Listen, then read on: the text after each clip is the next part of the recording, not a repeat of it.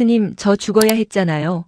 아이를 붙잡은 저승사자의 손을 필사적으로 뿌리친 노승, 되살아난 동자승의 소름 돋는 한마디에 오래도록 울었다. 숨소리는 삭은 무명실 같았다.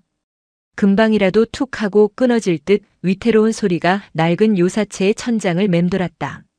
월영사의 주지 무경은 마른 침을 삼키며 아이의 이마에 젖은 수건을 덮었다. 열덩어리였다. 고작 7살배기 선우의 작은 몸이 불에 달궈진 기와장처럼 뜨거웠다. 창호지 문 밖에는 늦겨울의 폭설이 세상을 집어삼킬 듯 쏟아지고 있었다. 세상의 모든 소리를 지워버린 눈은 이제 이 방 안에 남은 유일한 소리마저 지우러 온 것만 같았다. 스님, 추워요. 아니, 뜨거워요. 선우가 헛소리를 하며 몸을 비틀었다. 무경은 아이의 손을 꽉 쥐었다. 앙상한 손목이 노승의 거친 손바닥 안에서 파르르 떨렸다. 무경의 눈가에 깊게 패인 주름 사이로 물기가 맺혔다. 괜찮다. 선우야, 내가 여기 있다. 아무 걱정 말거라. 무경은 평생을 수행자로 살았다. 생은 구름이요, 죽음은 그 구름이 흩어지는 것이라 가르쳤다. 숱한 망자의 천도제를 지내주었고 유족들에게는 집착을 버리라 설법했다. 허나 지금 자신의 눈앞에서 꺼져가는 이 작은 등불 앞에서는 그 어떤 경전의 구절도 떠오르지 않았다. 오로지 살려야 한다는 맹목적인 본능만이 그의 뇌리를 지배했다. 새벽 3시. 축시가 지날 무렵이었다. 방 안의 공기가 돌변했다. 화로의 불씨가 사그라든 것도 아니건만 살을 애는 한기가 등줄기를 타고 올라왔다. 그것은 겨울바람이 아니었다. 명백히 다른 차원의 서늘함이었다. 무경은 본능적으로 방문 쪽을 노려보았다. 문풍지가 울지 않았다. 바람 한 점 없는데 촛불이 기이하게 옆으로 누웠다. 그림자였다. 방 안의 등잔불이 만들어낸 그림자가 아니었다. 어둠 그 자체가 형상을 갖춘 듯한 검은 인형이 선우의 머리맡에 서 있었다. 인기척도 발소리도 없었다. 그저 처음부터 그곳에 있었던 것처럼 존재했다. 무경은 떨리는 손으로 염주를 꽉 쥐었다. 그가 평생 닦아온 기운을 눈에 모으자 흐릿했던 인형이 선명해졌다. 갓을 쓴 것도 검은 도포를 입은 것도 아니었다. 그저 인간의 형상을 한 깊은 심연이었다. 하지만 무경은 알았다. 저승사자였다. 아직 아닙니다. 무경의 목소리는 낮았으나 단호했다. 그림자는 대답이 없었다. 그저 선우의 얼굴을 향해 손을 뻗으려 했다. 그 손은 마치 검은 안개처럼 일렁거렸다. 아직 아니라고 했습니다. 무경이 소리치며 자리에서 벌떡 일어났다. 그는 자신의 몸으로 선우를 가로막았다. 평범한 인간이라면 공포에 질려 입도 뻥끗 못했을 상황이었으나 무경은 평생을 도와 마주하며 살아온 승려였다. 이 아이는 아직 피지도 못했습니다. 부모에게 버림받고 절간 마당에 핏덩이로 놓여있던 것을 제가 젖동량에 키웠습니다. 이제 겨우 말귀를 알아듣고 합장할 줄 아는 아이입니다. 데려갈 명분이 부족합니다. 그림자가 멈칫했다. 그것이 입을 연 것은 아니었다. 무경의 머릿속으로 직접 울리는 서늘한 파동이었다. 명분은 인간이 만드는 것이다. 시각이 되었다. 시각이라니요? 누가 정한 시각입니까? 이 아이가 세상에 해를 끼쳤습니까? 아니면 천수를 누렸습니까? 이것은 순리가 아닙니다. 비극일 뿐입니다. 무경은 합장한 손에 온 힘을 주었다. 손톱이 살을 파고들어 피가 배어나왔다. 그는 자신의 법력을 끌어올렸다. 70평생 쌓아온 공덕과 수행의 힘을 방패 삼아 저승사자를 밀어내려 했다. 비키시오. 당신의 공덕으로 막을 수 있는 일이 아니오. 못 비킵니다. 차라리 제 남은 수명을 가져가십시오.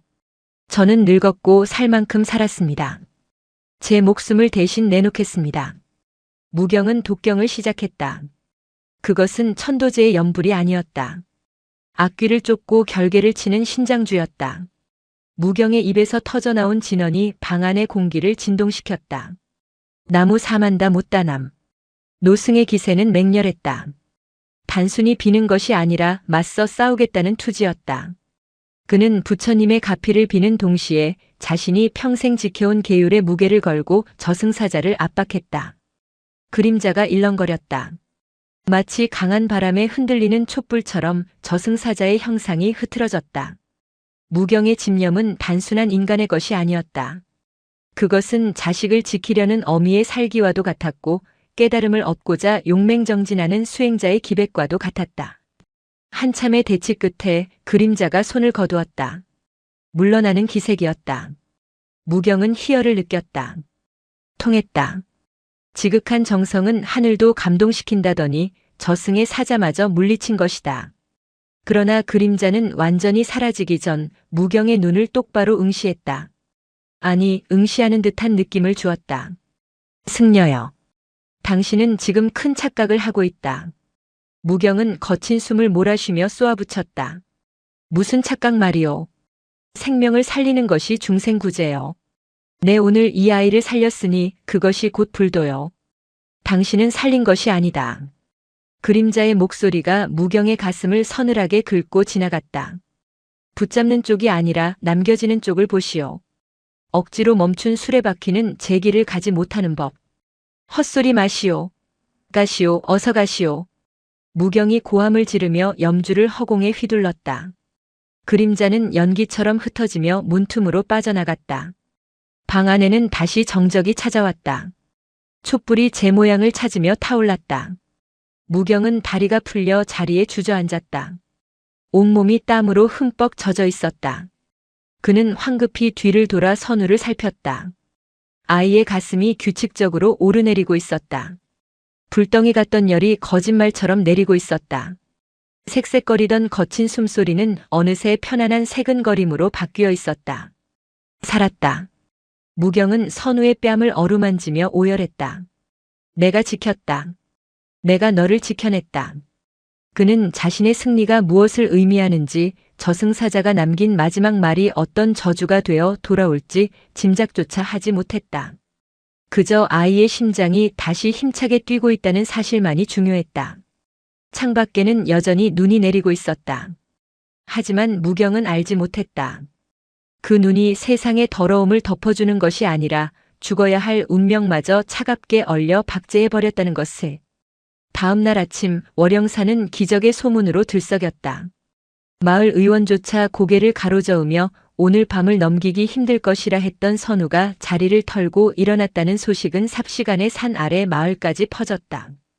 폭설이 그치고 햇살이 눈부시게 내리쬐는 마당으로 선우가 걸어 나왔을 때 공양주 보살은 들고 있던 쟁반을 떨어뜨렸다. 아이고, 부처님 감사합니다. 스님, 정말 부처님이 살리셨습니다. 보살은 눈물을 글썽이며 합장했다. 마을 사람들도 하나둘씩 절을 찾아와 쌀과 과일을 내놓으며 무경의 영험함을 칭송했다. 역시 큰 스님 도력이 대단하십니다. 염라대왕 멱살을 잡고 애를 찾아오셨다면서요? 촌로의 농담에 무경은 그저 빙그레 웃을 뿐이었다. 속으로는 뿌듯함이 차올랐다. 그래, 내가 해냈다. 나의 간절함이, 나의 수행이 이 아이를 죽음의 문턱에서 낚아챈 것이다. 이것이야말로 진정한 활인이 아니겠는가. 선우는 법당 앞 계단에 앉아 있었다. 아이는 쏟아지는 햇살을 받으며 가만히 허공을 응시하고 있었다. 선우야, 배고프지 않느냐? 보살님이 호박죽을 쑤어주셨다. 무경이 다가가 부드럽게 말을 걸었다. 선우가 고개를 돌려 무경을 바라보았다. 그 순간 무경은 묘한 이질감을 느꼈다. 예전의 선우라면 스님, 저 배고파 죽겠어요. 라며 배를 문지르거나 호박죽에 꿀 많이 넣었어요? 라고 물었을 것이다. 장난기 가득하던 눈망울은 늘 생기로 반짝였다. 하지만 지금 선우의 눈은 지나치게 고요했다. 마치 바람 한 점 없는 깊은 산속의 옹달샘처럼 맑기는 하되 움직임이 없었다. 네, 스님. 먹겠습니다. 선우의 대답은 간결했다. 목소리에 높낮이가 없었다. 아이는 자리에서 일어나 요사체로 향했다. 걸음걸이도 달랐다. 아이 특유의 통통 튀는 걸음이 아니었다. 소리 없이 그림자가 지면을 스치듯 미끄러지는 걸음이었다. 아직 몸이 다 회복되지 않아서 그럴 게야. 큰 병을 앓았으니 기운이 없는 게 당연하지. 무경은 애써 불안감을 눌렀다. 살아 돌아온 것만으로도 감사해야 할 일이라 스스로를 타일렀다. 점심 공양 시간, 보살은 선우의 숟가락 위에 잘 익은 동치미 물을 얹어주며 호들갑을 떨었다. 우리 선우 스님 많이 먹고 어서 커야지. 그래야 큰 스님처럼 훌륭한 스님이 되지. 선우는 묵묵히 죽을 삼켰다. 뜨거운 죽이 입안에 들어갔는데도 표정 변화가 없었다. 보통 아이라면 아 뜨거 하며 입을 벌렸을 온도였다. 맛이 어떠냐? 무경이 조심스럽게 물었다. 선우가 숟가락을 멈추고 잠시 생각에 잠겼다. 그러고는 고개를 갸웃거렸다. 그냥 죽입니다. 맛있지 않으냐? 달콤할 텐데. 단맛이 납니다. 하지만 선우는 말을 잇지 못하고 입을 다물었다. 마치 단맛이라는 단어는 알지만 그것이 어떤 느낌인지 잊어버린 사람 같았다. 더 이상한 점은 절에서 키우던 누렁이 산이의 태도였다.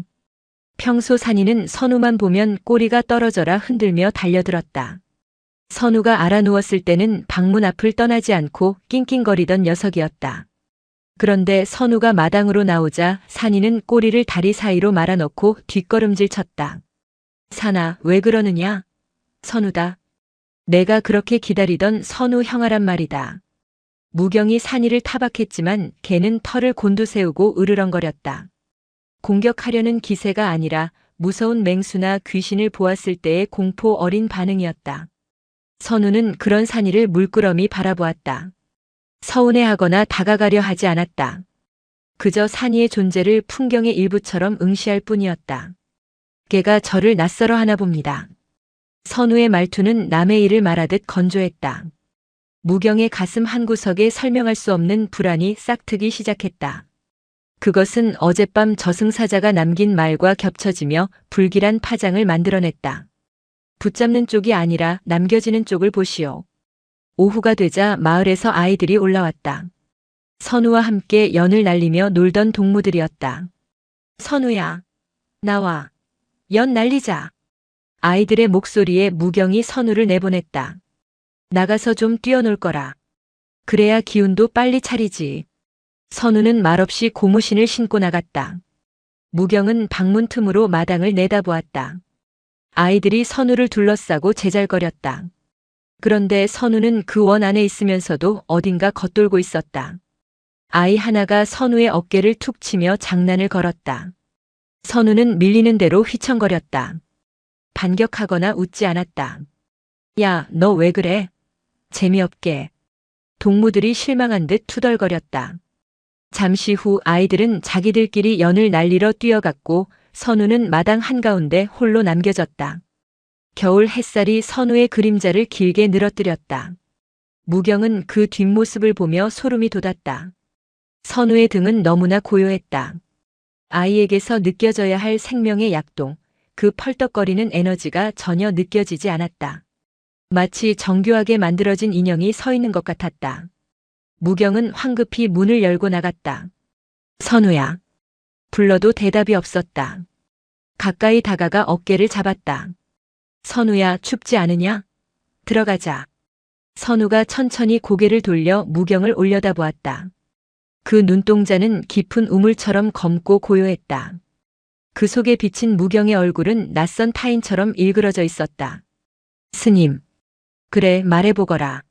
저 아이들은 왜 저렇게 뛰나요? 무경은 말문이 막혔다. 그야 즐거우니까 그렇지. 너도 연 날리는 거 좋아하지 않았느냐? 기억이 납니다. 좋아했었습니다. 그런데 왜 같이 안 노느냐? 선우는 시선을 아이들에게서 거두어 자신의 손바닥을 내려다보았다. 모르겠습니다. 저들이 뛰는 게 꼭 힘을 낭비하는 것처럼 보입니다. 어차피 멈출 텐데 왜 저렇게 애쓰는지 모르겠습니다. 무경은 뒷걸음질 쳤다. 7살 아이의 입에서 나올 말이 아니었다. 그것은 삶을 초월한 노승이나 혹은 삶을 이미 끝낸 자만이 할 수 있는 말이었다. 무경은 깨달았다. 열은 내렸고 숨은 붙어 있지만 자신이 알던 선우는 돌아오지 않았음을. 자신이 되찾아온 것은 선우의 육신일 뿐 그 안에 담겨있던 생명의 불꽃은 어젯밤 폭설 속에 묻혀버린 것일지도 모른다는 공포가 엄습했다. 사흘이 지났다. 시간은 흐르고 있었으나 월영사의 시간만 고여있는 웅덩이처럼 정체되어 있었다. 선우는 규칙적인 생활을 했다. 새벽 예불 시간이 되면 누가 깨우지 않아도 일어나 법당에 앉았다. 목탁을 치고 경전을 외웠다. 실수 한 번 없었다. 예전에는 졸음을 참지 못해 꾸벅거리거나 경전 구절을 잊어버려 무경의 눈치를 보던 아이였다. 지금의 선우는 완벽했다. 너무나 완벽해서 징그러울 정도였다. 문제는 질문이었다. 무경이 마당을 쓸고 있을 때였다. 선우가 빗자루를 들고 다가왔다. 스님, 뭐냐? 낙엽은 왜 씁니까? 마당이 깨끗해져야 마음도 정갈해지는 법이니까. 내일이면 또 떨어질 텐데요. 그러니 수행이지. 매일 닦고 또 닦는 것. 무경은 기특하다는 듯 웃어 보이려 했다. 하지만 선우의 다음 말에 표정이 굳어졌다. 떨어질 것을 알면서 치우는 건 떨어지는 것을 부정하는 거 아닙니까? 그냥 두면 흙이 될 텐데 왜 우리는 흙이 되는 시간을 방해합니까? 단순한 호기심이 아니었다. 그것은 존재의 당위성을 부정하는 질문이었다. 무경은 빗자루 쥔 손에 힘을 주었다. 사람이 사는 곳이니 정돈하는 것이다. 그것이 사람의 도리다. 도리. 선우는 그 단어를 입안에서 굴려보다가 고개를 끄덕였다. 이해해서가 아니라 더 묻는 것이 무의미하다고 판단한 듯한 태도였다. 그날 오후 작은 사건이 터졌다. 처마 밑에 둥지를 틀었던 참새 새끼 한 마리가 바닥으로 떨어져 죽어 있었다. 아마도 고양이의 소행이거나 추위를 견디지 못한 탓이리라. 보살이 그것을 보고 어머나 쯧쯧. 불쌍해라. 하며 혀를 찼다. 무경이 다가가 묻어주려 할 때 선우가 그 앞에 쭈그리고 앉아 죽은 새를 빤히 쳐다보고 있었다. 선우야, 불쌍하구나. 나무 밑에 묻어주자꾸나. 무경이 말했다. 선우는 죽은 새의 굳어가는 눈을 손가락으로 톡 건드렸다. 스님. 그래. 얘는 이제 안 아프겠네요. 죽었으니 고통은 없겠지. 그럼 다행인 거 아닙니까? 무경은 숨을 멈췄다. 선우가 고개를 들어 무경을 보았다. 그 눈에는 일말의 슬픔도 없었다. 보살님은 왜 불쌍하다고 합니까? 얘는 이제 춥지도 않고 배고프지도 않고 고양이를 피해 도망 다니지 않아도 되는데 여기서 멈춘 게 훨씬 편안한 거 아닙니까? 무경은 아이의 어깨를 거칠게 잡았다. 선우야, 그게 무슨 말이냐? 생명은 귀한 것이다.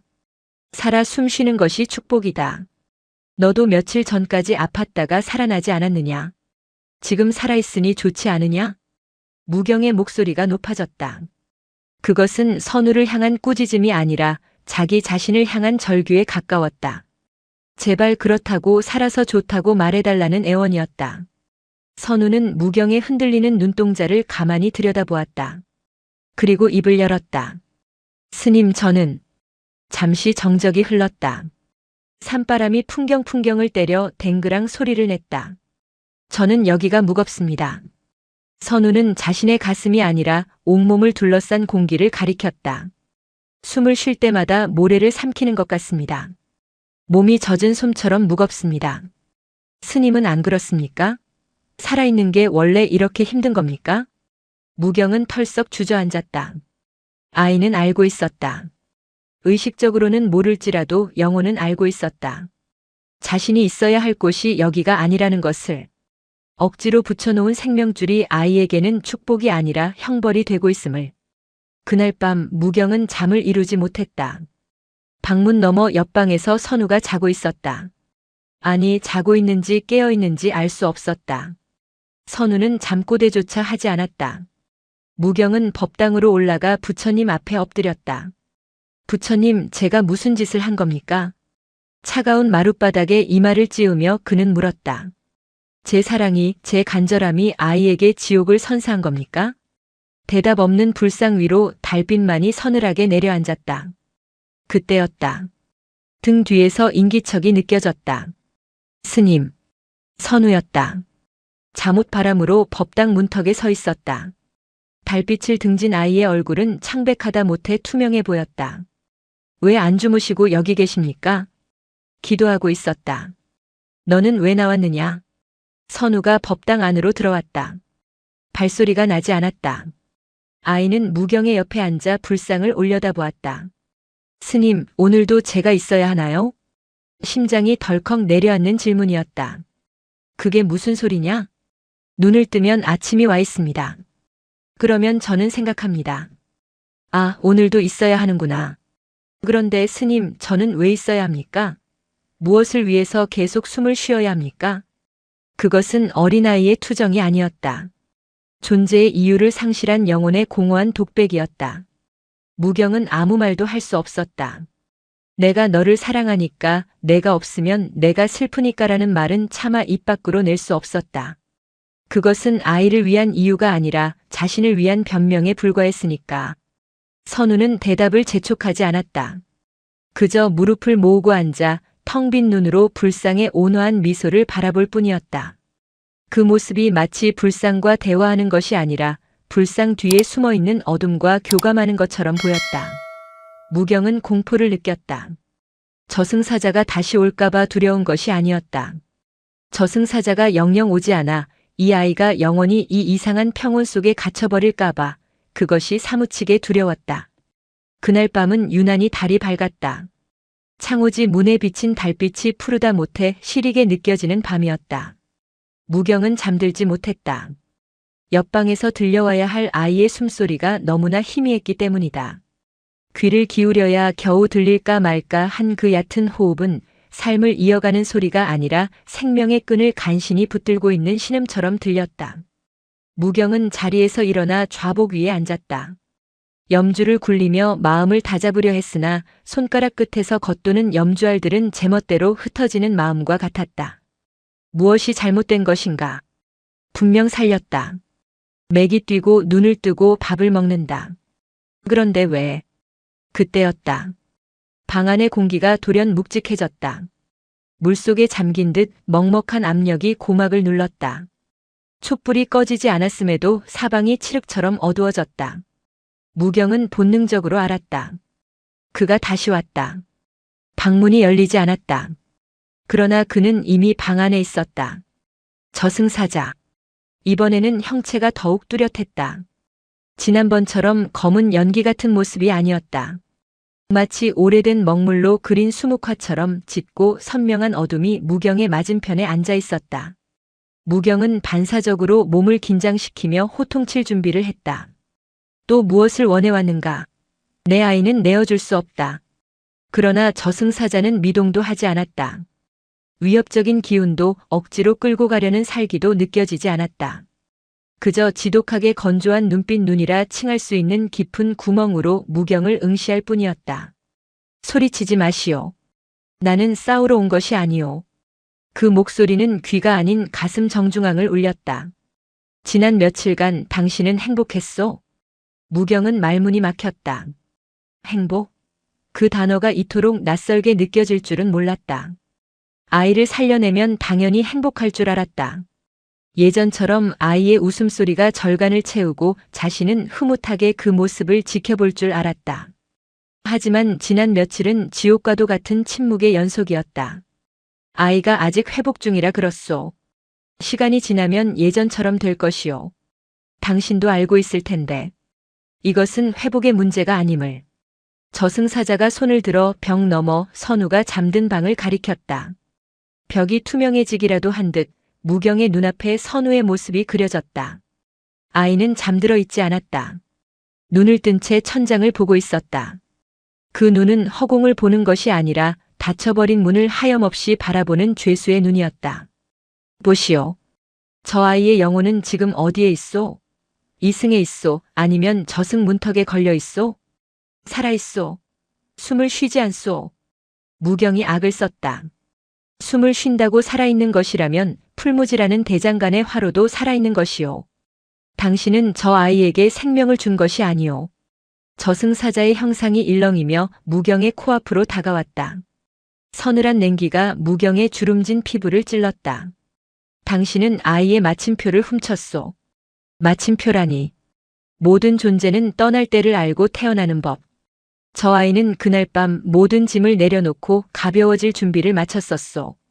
고통도 슬픔도 인연의 끈도 놓고 갈 준비가 되어 있었단 말이오. 헌데 당신이 억지로 그 발목을 잡았소. 저승사자의 말은 비수처럼 날카로웠다. 내가 데려가지 못한 것이 아니라 당신이 시간을 멈춰버린 것이요. 흐르지 않는 시간 속에 갇힌 자는 썩어가기 마련이요. 지금 저 아이를 보시오. 저게 산 사람의 얼굴이요. 아니면 박제된 인형의 얼굴이요. 무경은 고개를 저었다. 인정하고 싶지 않았다. 자신의 지극정성이, 그 필사적인 기도가 아이를 가두는 감옥이 되었다는 사실을 받아들일 수 없었다. 나는 그저 사랑해서 지키고 싶어서. 사랑? 저승사자가 처음으로 감정 섞인 비소에 가까운 파동을 보냈다. 그것이 아이를 위한 사랑이었소? 아니면 혼자 남기 싫은 노인의 이기심이었소? 무경의 심장이 쿵 하고 내려앉았다. 폐부를 찌르는 질문이었다. 당신은 아이가 불쌍해서 살린 게 아니오. 아이가 없는 텅 빈 절간을 견딜 자신이 없어서 당신의 고독을 메워줄 존재가 사라지는 게 두려워서 붙잡은 것이오. 아니다. 나는 수행자다. 어찌 그런 사사로운 감정으로 생사를 논하겠느냐. 수행자라면 더 잘 알 것 아니오. 인연은 억지로 묶는다고 이어지는 게 아님을. 당신은 지금 불법을 행한 게 아니라 가장 지독한 집착을 행했소. 저승사자는 자리에서 일어났다. 그의 그림자가 방 전체를 덮었다. 선택하시오. 이대로 저 아이를 산송장으로 만들어 당신 옆에 장식품처럼 두겠소? 아니면 늦게나마 아이에게 자유를 주겠소? 무경은 떨리는 입술을 깨물었다. 피비린내가 입안에 퍼졌다. 나는 다시 오지 않소. 문을 여는 건 내 역할이 아니니까. 닫았건 자만이 열 수 있는 법. 그 말을 끝으로 저승사자는 사라졌다. 연기처럼 흩어진 것이 아니라 마치 처음부터 무경의 마음속 그림자였던 것처럼 스르르 무경의 내면으로 스며들었다. 방 안에는 다시 무거운 정막만이 남았다. 무경은 멍하니 촛불을 바라보았다. 촛농이 붉은 눈물처럼 뚝뚝 떨어지고 있었다. 자신의 마음이, 아니 자신의 아집이 저렇게 녹아내리고 있었다. 날이 밝았다. 무경은 퀭한 눈으로 법당 마루에 앉아 있었다. 밤새 한숨도 자지 못했다. 새벽 예불 시간이 지났지만 목탁을 잡을 힘조차 없었다. 마당에서 빗질 소리가 들렸다. 슥슥. 규칙적이고 건조한 소리. 선우였다. 아이는 시키지도 않았는데 마당을 쓸고 있었다. 무경은 문틈으로 아이를 내다보았다. 작은 등이 굽어 있었다. 빗자루질은 정갈했으나 생기가 없었다. 어제 저승사자의 말이 귓가에 맴돌았다. 혼자 남기 싫은 노인의 이기심. 무경은 고개를 저으며 부정하려 했다. 내가 이 아이를 거둔 게 언제인데. 핏덩이 때부터 똥기저귀 갈아가며 키웠다. 내 밥 덜어 먹이고 내 옷 기워 입혔다. 그게 사랑이 아니면 무엇이란 말인가. 그때 선우가 빗질을 멈추고 하늘을 올려다보았다. 겨울 하늘을 가로지르는 철새떼가 보였다. 선우는 빗자루를 놓은 채 고개가 꺾일 정도로 한참이나 새들을 바라보았다. 그 뒷모습에서 지독한 갈망이 읽혔다. 날고 싶다는 갈망이 아니라 저들처럼 떠나고 싶다는 간절함이었다. 무경은 가슴이 덜컥했다. 그는 자리에서 일어나 세수터로 향했다. 찬물로 얼굴을 씻어 정신을 차리려 했다. 물동이에 담긴 물이 잔잔해지자 수면에 자신의 얼굴이 비쳤다. 무경은 숨을 들이켰다. 그곳에 비친 것은 인자한 노승의 얼굴이 아니었다. 탐욕에 찌든 늙은 짐승, 굶주린 아귀의 형상이 그곳에 있었다. 눈은 퀭하게 들어갔으나 눈동자만은 번들거렸다. 입가는 고집스럽게 굳어 있었다. 그것은 무언가를 지키려는 자의 얼굴이 아니라 내 것을 빼앗기지 않으려고 움켜쥔 자의 추한 몰골이었다. 아! 무경은 비틀거리며 물러섰다. 기억의 파편들이 떠올랐다. 선우가 처음 뒤집기를 했을 때 무경은 기뻐서 소리쳤다. 이제 넌 내 아들이다. 선우가 처음 스님하고 불렀을 때 무경은 눈물을 흘렸다. 그래, 평생 나와 함께 살자. 선우가 아파서 누웠을 때 무경은 기도했다. 제발 저를 혼자 두지 마십시오. 모든 기억의 주어는 나였다. 선우를 위한 것이 아니었다. 선우가 잘 자라기를 바란 게 아니라 선우가 내 곁에 있어 주기를 바랐던 것이다. 나는 이 아이를 통해 나의 쓸모를 증명하고 있었다. 보호자라는 이름으로, 스승이라는 이름으로, 나는 이 아이의 인생을 담보 잡아 나의 외로움을 달래고 있었던 것이다. 내가 아이를 먹고 있었구나. 무경은 바닥에 주저앉아 오열했다. 소리 없는 울음이었다. 자신은 동자승을 살린 게 아니었다. 자연의 섭리대로 그 순결한 영혼이 가야 할 길을 막아서고는 내 욕심의 감옥에 가둬버린 것이었다. 그것을 구원이라 포장하고 기적이라 자랑했다. 마을 사람들이 칭송할 때마다 우쭐했던 자신의 모습이 떠올라 견딜 수가 없었다. 저승사자의 말이 맞았다. 끝을 허락하지 않는 마음. 그것은 자비가 아니라 폭력이었다. 무경은 고개를 들어 선우가 있는 마당을 보았다. 아이는 여전히 하늘을 보고 있었다. 마치 누군가 와서 자기를 데려가 주기를 기다리는 것처럼.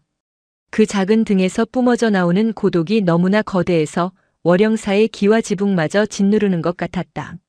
무경은 깨달았다. 지금 이 순간 가장 고통스러운 것은 죽음이 아니라 완결되지 못한 삶이었다. 책을 다 읽었으나 덮지 못하게 하는 것, 노래가 끝났으나 박수를 치지 못하게 하는 것. 그것이 선우가 겪고 있는 형벌이었다. 스님. 어느새 다가온 선우가 무경을 내려다보고 있었다. 왜 우십니까? 아이의 표정은 담담했다. 슬픔도 놀라움도 없었다. 미안해서 운다. 무엇이 미안합니까? 너를 너무 사랑해서 미안하다. 아니, 사랑하는 법을 몰라서 미안하다. 선우는 고개를 갸웃거렸다. 사랑하면 우는 겁니까? 때로는 그렇단다. 놓아줘야 하는데 꽉 쥐고 있어서 아프게 했구나. 무경은 떨리는 손으로 선우의 뺨을 만졌다. 차가웠다. 온기가 돌아왔다고 생각했는데 아이의 피부는 여전히 겨울바람처럼 서늘했다. 생명의 온기가 아니라 박제된 시간의 냉기였다. 선우야. 네. 가고 싶으냐? 선우의 눈동자가 처음으로 흔들렸다. 아주 미세한 파동이었으나 무경은 놓치지 않았다. 어디를 말씀하십니까? 어디든. 내 마음이 편한 곳. 내가 더 이상 무겁지 않은 곳. 선우는 잠시 침묵했다. 그리고 시선을 자신의 발끝으로 떨구었다. 스님, 저는 졸립니다. 아주 오랫동안 자고 싶은데 스님이 깨우실까봐 잠들 수가 없습니다. 그 한마디가 무경의 심장을 난도질했다. 아이는 죽음이 두려운 게 아니라 편안한 안식을 방해받는 것이 괴로웠던 것이다. 무경은 힘겹게 자리에서 일어났다. 그리고 옷매무새를 다듬었다. 이제 선택을 해야 했다. 평생을 바친 기도가 무너지는 한이 있더라도 이제는 진짜 기도를 해야 했다. 오후의 햇살은 따뜻했다. 무경은 요사체 툇마루에 앉아 선우의 고무신을 닦고 있었다. 솔에 물을 묻혀 검은 고무신에 묻은 흙을 털어내고 마른 수건으로 윤이 나게 닦았다. 평소 같으면 대충 털어 신게 쓸 신발이었다. 하지만 무경은 마치 불상의 먼지를 닦아내듯 정성을 다해 신발을 닦았다. 쓱싹 쓱싹. 그 소리가 고요한 산사에 울려 퍼졌다. 선우는 방 안에서 문지방을 베고 누워 있었다. 멍하니 무경의 뒷모습을 보고 있었다. 선우야. 무경이 뒤도 돌아보지 않고 불렀다. 네. 내 방을 좀 치워야겠다. 너무 어지럽더구나. 제가 치우겠습니다. 아니다. 오늘은 내가 해주고 싶구나.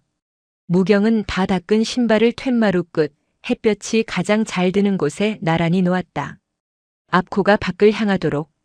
언제든 신발을 신고 훌쩍 떠날 수 있도록 방향을 잡아주었다. 그리고 방으로 들어가 아이의 옷가지를 정리했다.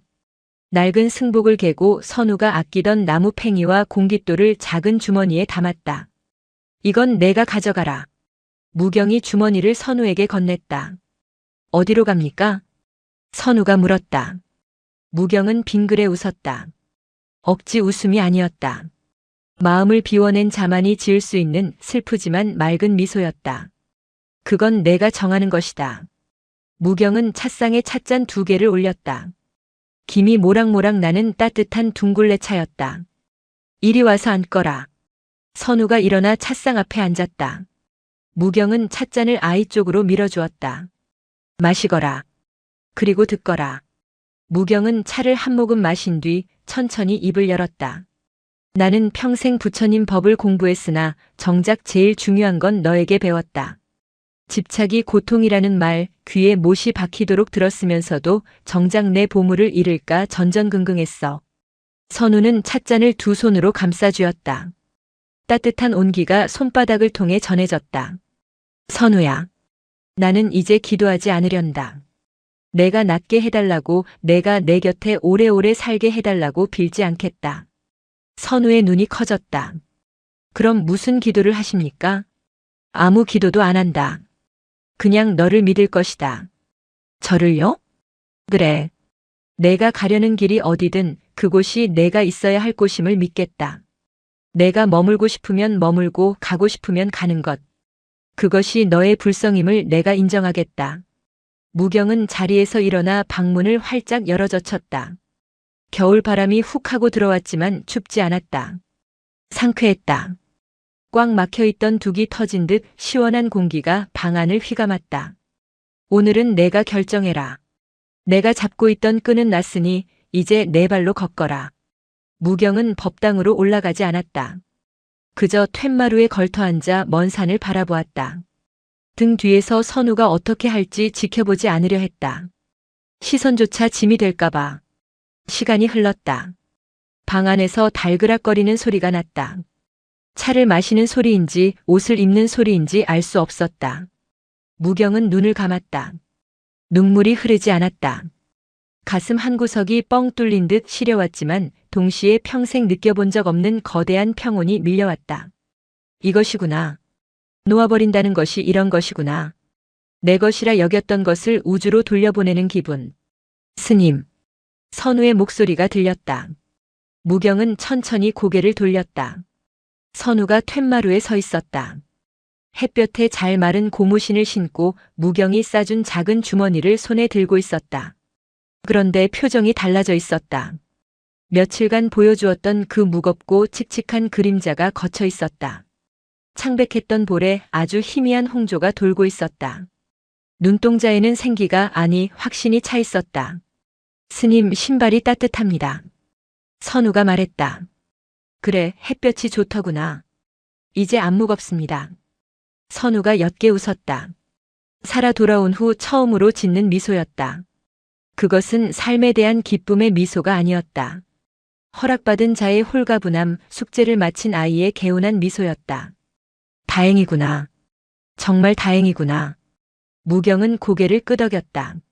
스님, 저 절 한번 올려도 되겠습니까? 그래라. 선우는 마당으로 내려가 무경을 향해 큰 절을 올렸다.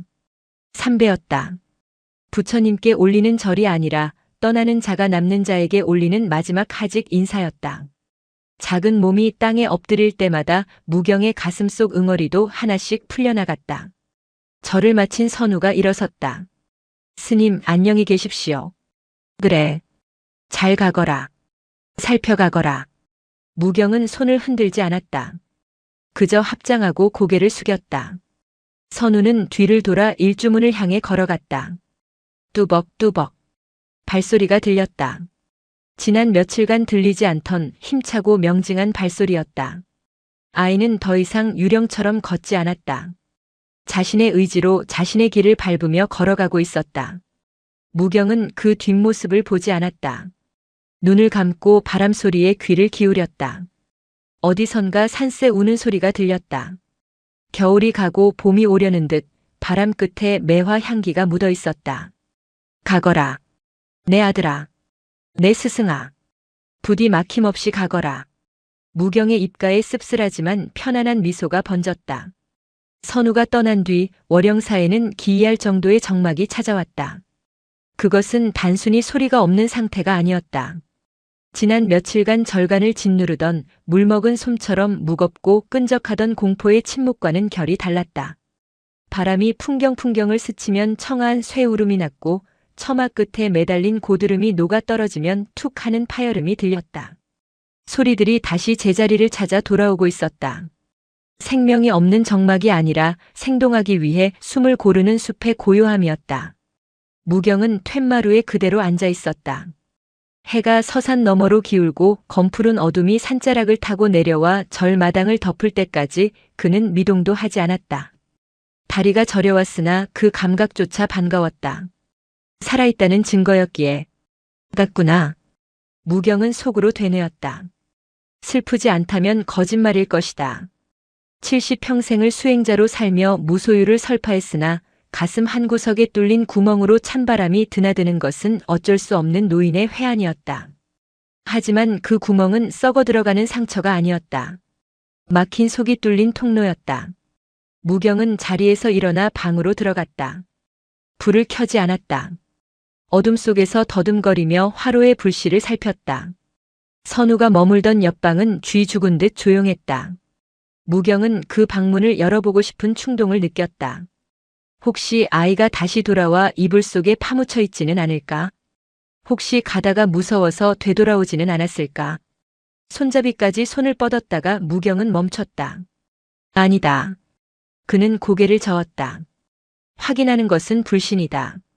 돌아오지 않았을 것이라 믿는 것이 아니라 아이의 선택이 무엇이든 그것이 정답이라고 믿어주는 것. 그것이 지금 자신이 할 수 있는 유일한 사랑이었다. 무경은 자신의 방에 앉아 염주를 집어들었다. 딸각딸각. 염주알 넘기는 소리가 규칙적으로 방 안을 채웠다. 예전에는 이 염주를 굴리며 살려달라 빌었고 가지 마라 빌었다. 하지만 지금 무경의 입에서 나오는 진언은 달랐다. 가시는 길 꽃비가 내리소서. 머무는 곳 바람이 쉬어가소서. 그것은 축원이었다. 떠나는 이를 위한 송별가이자 남은 자신을 위한 위로가였다. 밤이 깊어지자 산짐승 울음소리가 들려왔다. 부엉이가 우는 소리가 마치 비웠다, 비웠다 하는 소리처럼 들렸다. 예전 같으면 선우가 무서울까봐 달려가 아이의 귀를 막아주었을 소리였다. 무경은 문득 요사채 문을 열고 마당으로 나갔다. 달빛이 하얗게 쏟아지고 있었다. 마당 한 구석 선우가 낮에 빗질을 해놓은 자국이 선명했다. 빗자루가 지나간 결을 따라 달빛이 고여 있었다. 잘 쓸었구나. 무경은 혼잣말을 했다. 아주 깨끗하게 쓸었어. 내 마음보다 더 정갈하구나. 그때 계집에 있던 산이가 밖으로 나왔다. 며칠간 선우를 피해 숨어만 있던 녀석이었다. 산이는 선우의 방 쪽을 향해 꼬리를 살랑살랑 흔들었다. 으르렁거리지도 뒷걸음질 치지도 않았다. 그저 먼 곳을 배웅하듯 허공을 향해 컹 하고 짧게 짖었다. 그 소리가 맑았다. 무경은 그제야 안도했다. 짐승의 눈은 사람보다 밝다더니 산이는 알고 있는 것이다. 선우가 이제 더 이상 고여있는 존재가 아님을. 아이가 진정으로 자유로워졌음을 짐승의 본능으로 감지한 것이다. 무경은 다시 방으로 돌아와 자리에 누웠다. 옆방은 비어있다.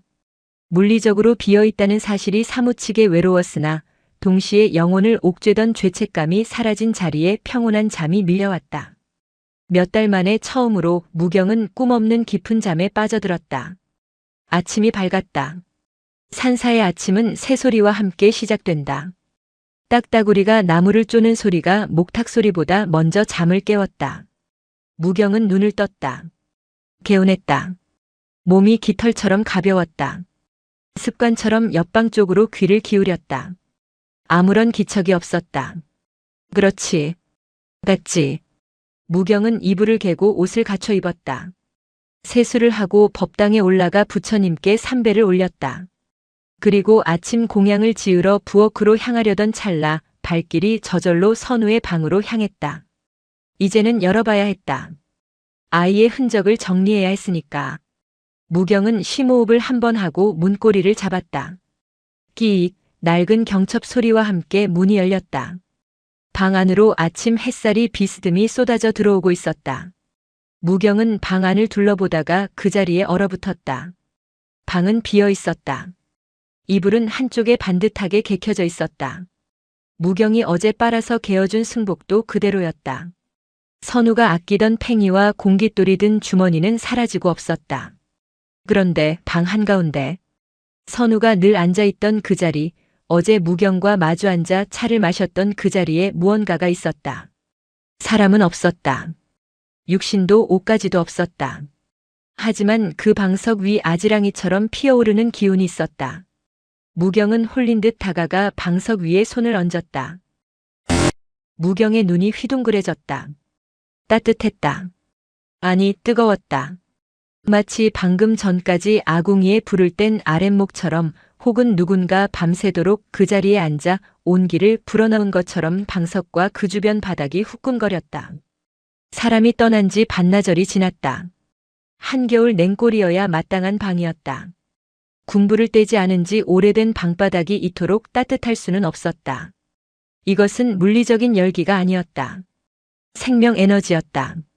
아이가 자신의 육신이라는 껍데기를 벗어던지고 순수한 에너지 그 자체가 되어 흩어지기 직전 남겨놓은 흔적이었다. 무경은 방석 위에 얼굴을 묻었다. 선우야. 그 온기에서 아이의 냄새가 났다. 비누 냄새, 흙 냄새, 그리고 맑은 바람 냄새. 죽음은 차가운 것이라고 누가 말했는가? 시신은 식어가는 것이라고 누가 정의했는가? 그것은 억지로 삶을 부여잡았을 때 남는 찌꺼기일 뿐이었다. 진정으로 완성된 떠남은 이렇게 온기를 남기는 것이었다. 자신이 세상에서 받은 사랑과 에너지를 미련 없이 바닥에 쏟아부어 남은 이들을 데워주고 가는 것이었다. 내가 나보다 낫구나. 나보다 훨씬 큰 스승이구나. 무경은 울지 않았다. 대신 그 온기를 온몸으로 느꼈다. 아이는 사라진 것이 아니라 월영사라는 공간 그 자체가 된 것이었다. 마루의 틈새로 벽지의 숨구멍으로 천장의 석가래로 아이는 스며들었다. 방 한구석에 선우가 어제 신고 나갔다고 생각했던 고무신이 가지런히 놓여 있었다. 무경은 흠칫 놀랐다. 분명 신고 나가는 것을 보았다. 뚜벅뚜벅 걸어가는 발소리도 들었다. 헌데 신발은 여기 있다. 그렇다면 어제 걸어나간 것은 누구였는가? 무경은 깨달았다. 걸어나간 것은 아이의 영혼이었고 여기에 남은 것은 아이가 세상에 빌려 입었던 옷들이었다. 육신조차 이 방 안에서 먼지처럼 빛처럼 산화해버린 것이다. 시신조차 남기지 않고 그저 빛으로 돌아갔구나. 화장이 필요 없는 죽음. 다비식이 필요 없는 완전한 소멸. 이것은 비극이 아니었다. 가장 완벽한 해피엔딩이었다. 무경이 마루에 걸터앉아 선우의 고무신을 멍하니 바라보고 있을 때였다. 살인문 밖에서 인기척이 느껴졌다. 이번에는 어둠이 아니었다. 햇살이 눈부시게 내리쬐는 대낮이었다. 삿갓을 쓴 남자가 지팡이를 짚고 서 있었다. 얼굴은 보이지 않았다. 하지만 무경은 그가 누구인지 단번에 알았다. 처음 그가 나타났을 때 느꼈던 살기나 공포감은 없었다. 그저 오래된 친구가 찾아온 듯한 담담함이 느껴졌다. 저승사자였다. 무경은 자리에서 일어나지 않았다. 왔소? 무경의 목소리는 차분했다. 삿갓 쓴 남자는 마당으로 들어오지 않고 일주문 기둥에 기대어 섰다. 늦지 않게 잘 보냈구려. 그의 목소리는 바람소리에 섞여 들려왔다. 내가 보낸 게 아니오. 제 발로 간 게지. 그렇소. 문을 열어준 건 당신이지만 날아간 건 그 아이의 몫이지. 저승사자가 고개를 들어 월영사의 하늘을 올려다보았다.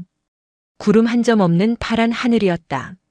당신이 며칠 전 내 앞길을 막았을 때 나는 당신을 비웃었소. 인간의 어리석은 집착이라 여겼지. 허나 그가 잠시 말을 멈추었다. 결과적으로 당신의 그 집착 덕분에 아이는 더 따뜻하게 갈 수 있었소.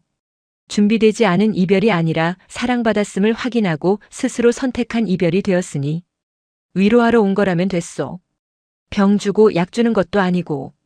무경이 퉁명스럽게 대꾸하자 저승사자의 입가에 희미한 미소가 스치는 듯 했다. 위로가 아니오. 확인하러 온 것이오. 남아있는 자의 몫을. 남아있는 자? 아이는 떠났소. 이제 당신만 남았지. 당신의 지옥은 끝났소? 무경은 빈 방을 돌아보았다. 여전히 온기가 남아있는 그 방을. 지옥이라 아니오. 지옥은 아니었소. 그저 내가 너무 좁은 그릇이라 바다를 담으려다 깨질 뻔했던 것뿐이지. 다행이오. 그릇이 깨지면 물도 쏟아지는 법인데 당신은 그릇을 넓혀 물을 흘려보냈으니. 저승사자가 지팡이를 들어 땅을 한번 짚었다. 쿵 하는 울림이 대지를 타고 무경의 발바닥에 전해졌다. 명심하시오. 떠난 건 아이가 아니오. 떠난 건 당신의 불안이었소. 아이는 처음부터 바람이었고 햇살이었고 흙이었소. 잠시 당신 곁에 머물며 형태를 빚었을 뿐. 이제 본래의 자리로 돌아가 세상 천지에 흩어졌으니 당신이 숨쉬는 모든 공기 속에 그 아이가 있소. 그럴듯한 말이구려. 이별은 존재의 소멸이 아니라 존재 방식의 확장이라오. 좁은 방에 갇혀있던 아이가 이제 온 산하가 되었으니 더 크게 사랑해 주시오. 저승사자는 몸을 돌렸다. 내 할 일은 끝났소. 당분간은 다시 볼 일 없을 거요. 당신의 수명은 아직 짱짱하니. 그건 좀 섭섭하구려. 차라도 한잔하고 가시지. 무경의 농담에 저승사자는 대답 없이 허공으로 흩어졌다. 마치 아지랑이가 사라지듯 그는 풍경 속으로 녹아들었다. 무경은 피식 웃었다. 며칠 전만 해도 저승사자의 옷자락만 봐도 덜덜 떨었는데 이제는 농담을 건네고 있다. 두려움은 무지에서 온다고 했던가. 죽음의 실체를, 그 필연적인 이별의 본질을 마주하고 나니 더 이상 두려울 것이 없었다. 무경은 하늘을 향해 크게 기지개를 켰다. 아이고 허리야. 이제 밥이나 먹어야겠다. 배가 고팠다. 지독하게 허기가 졌다. 그것은 삶에 대한 욕구였다. 슬픔을 씹어 삼키고 다시 살아내야 하는 자의 건강한 허기였다.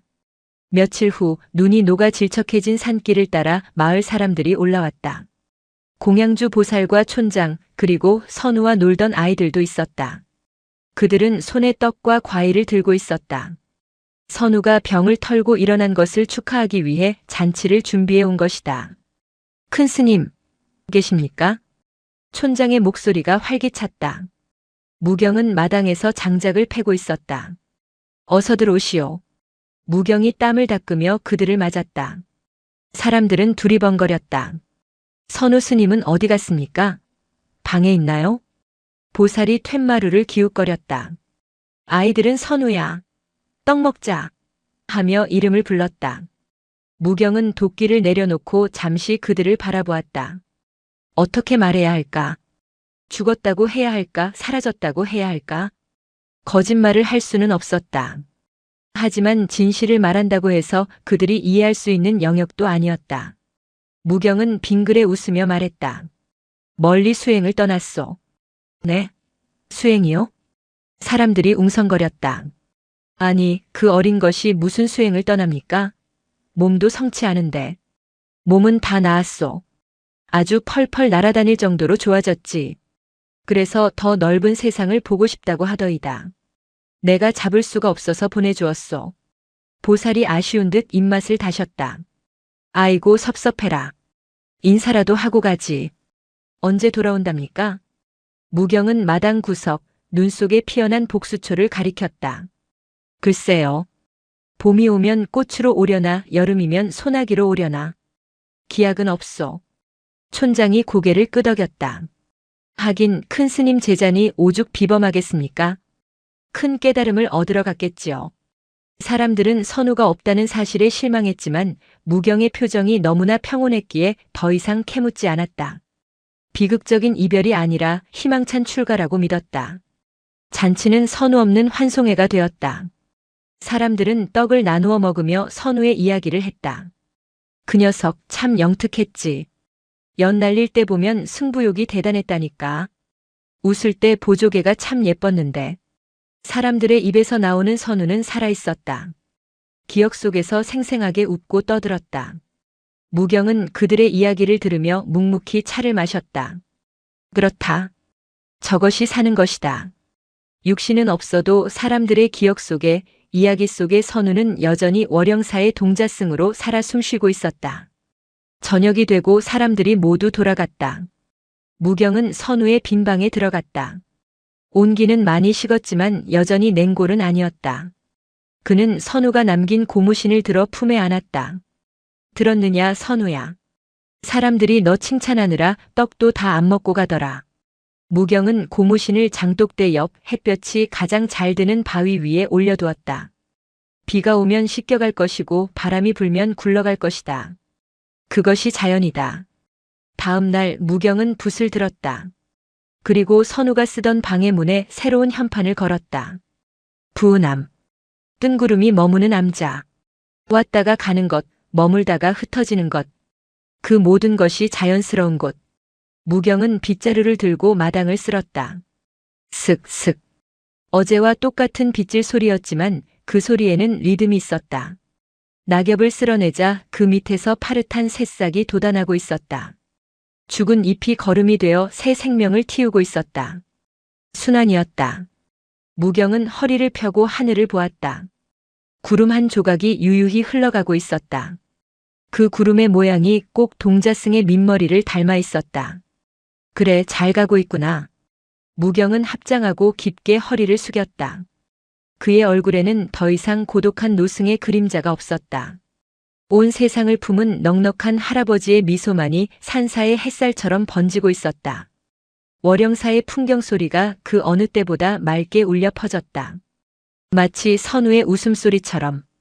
겨울이 가고 봄이 왔다. 월영사의 뜰에는 매화가 지고 그 자리에 목련이 등불처럼 환하게 피어났다. 선우가 떠난 뒤 무경의 일상은 단조로워졌다. 새벽 예불을 드리고 마당을 쓸고 산에서 나무를 캐 다듬었다. 겉으로 보기에는 평온한 노승의 삶이었으나 세상은 그를 가만히 두지 않았다. 소문 때문이었다. 그 절에 가면 죽은 사람도 살려낸다더라. 주지 스님이 염라대왕과 단판을 지어 명부에서 이름을 지웠다더라. 발없는 말은 천리를 간다더니 선우가 기적적으로 깨어났다가 마을 사람들은 선우가 떠났다고 믿음으로 홀연히 사라진 일은 기이하게 왜곡되어 퍼져나갔다. 사람들은 무경이 생사를 관장하는 신통력을 지녔다고 믿었다. 처음에는 병을 낫게 해달라는 촌부들이 찾아왔으나 점차 산 넘고 물 건너 낯선 이들이 찾아오기 시작했다. 그들의 눈빛에는 하나같이 끈적하고 어두운 욕망이 서려 있었다. 어느 늦은 봄날 오후였다. 일주문 밖이 소란스러워졌다. 평소라면 들리지 않을 말발굽 소리와 가마꾼들의 거친 숨소리가 고요한 산사를 깨뜨렸다. 무경은 텃밭에서 김을 매다 허리를 펴고 일어났다. 화려한 비단으로 감싼 가마 한 채가 마당으로 들어서고 있었다. 뒤따르는 하인들의 행색만 봐도 예사 가문이 아니었다. 가마가 땅에 내려지자 문이 열리고 한 사내가 내렸다. 나이는 50줄에 들어선 듯 했으나 기름진 얼굴과 번들거리는 눈빛은 그가 평생 굶주려 본 적 없는 사람임을 말해주고 있었다. 그는 값비싼 갓을 쓰고 허리에는 옥으로 만든 놀이개를 차고 있었다. 사내 장대인은 거만한 눈으로 월영사를 훑어보았다. 여기가 죽음을 쫓아낸다는 그 절입니까? 무경은 호미를 내려놓고 합장했다. 그저 뜬구름이 쉬어가는 암자일 뿐입니다. 죽음을 쫓다니요. 헛소문입니다. 겸손은 미덕이나 지나치면 기만이지요. 장대인은 성큼성큼 다가왔다. 그에게서는 짙은 사약 냄새가 났다. 절간의 맑은 향 냄새를 단숨에 덮어버릴 만큼 강렬하고 인위적인 향기였다. 나는 개성에서 온 상단주 장만석이요. 내 소문을 듣고 천리길을 달려왔소이다. 스님이 저승사자의 멱살을 잡고 아이를 빼앗아왔다는 이야기를 모르는 사람이 없소. 잘못 아셨습니다. 아이는 제 발로 떠났습니다. 떠났든 살았든 중요한 건 숨이 끊어질 뻔한 걸 다시 붙여놨다는 거 아니오? 장대인은 품에서 두툼한 전대돈 주머니를 꺼내 마루 위에 툭 던졌다. 묵직한 소리가 났다. 금화가 가득 들어있는 듯 했다. 돈은 얼마든지 주리다. 부처님 도금을 새로 하든 절을 새로 짓든 마음대로 하시오. 그저 내 부탁 하나만 들어주면 돼오. 무경은 돈주머니를 쳐다보지도 않았다. 생사는 거래할 수 있는 물건이 아닙니다. 돌아가십시오. 장대인의 눈썹이 꿈틀거렸다. 거래? 이건 거래가 아니라 보시오. 그리고 스님, 아직 내 부탁이 뭔지 듣지도 않았잖소. 장대인은 뒤를 돌아보며 손짓했다. 데려오너라. 하인들이 또 다른 가마의 문을 열었다.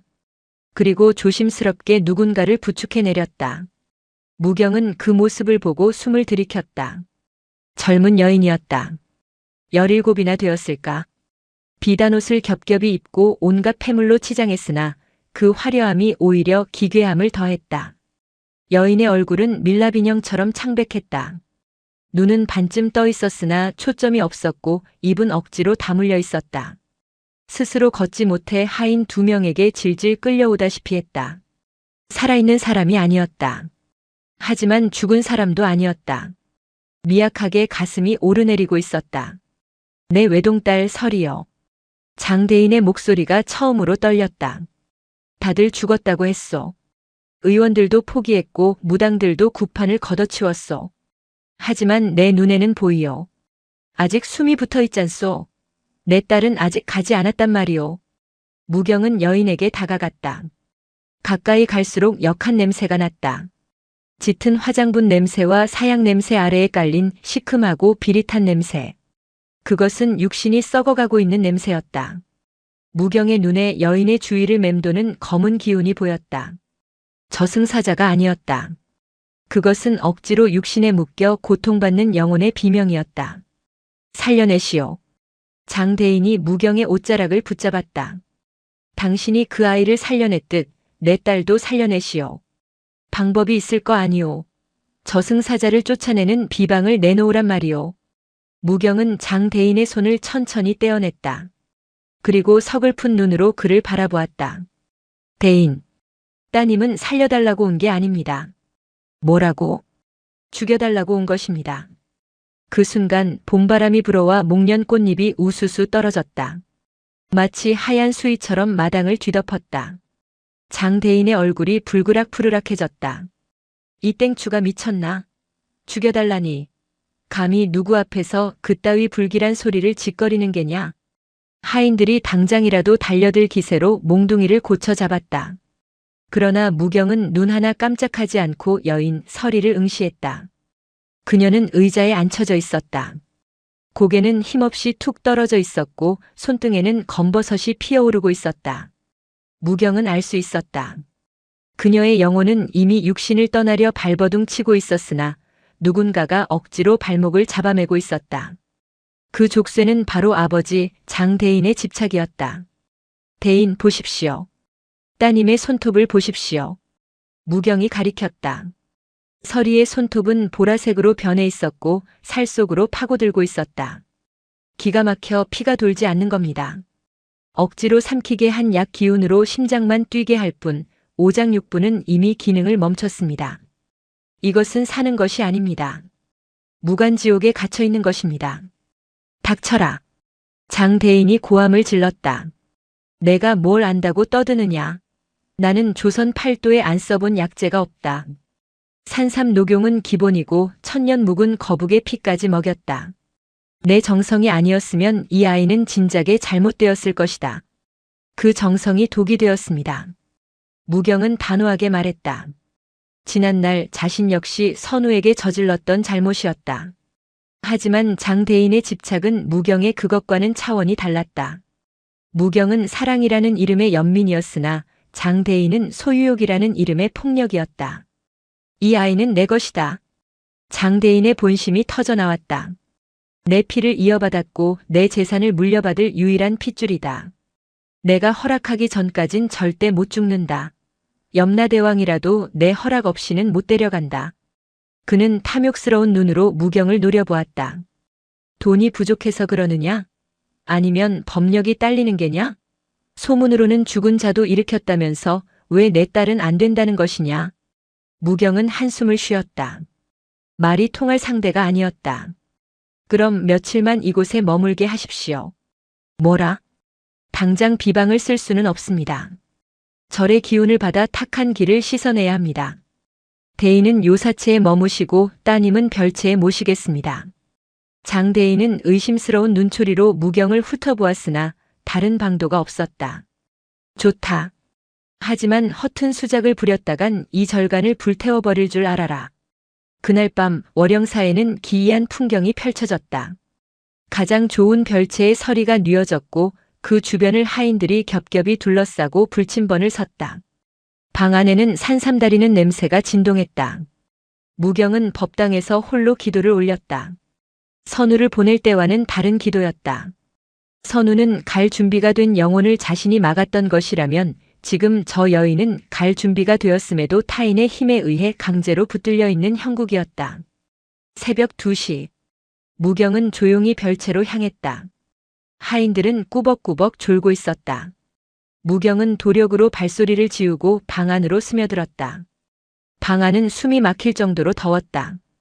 장대인이 딸이 추울까봐 아궁이에 장작을 쏟아부은 탓이었다. 서리는 땀에 흠뻑 젖은 채 비단 이불 더미 속에 파묻혀 있었다.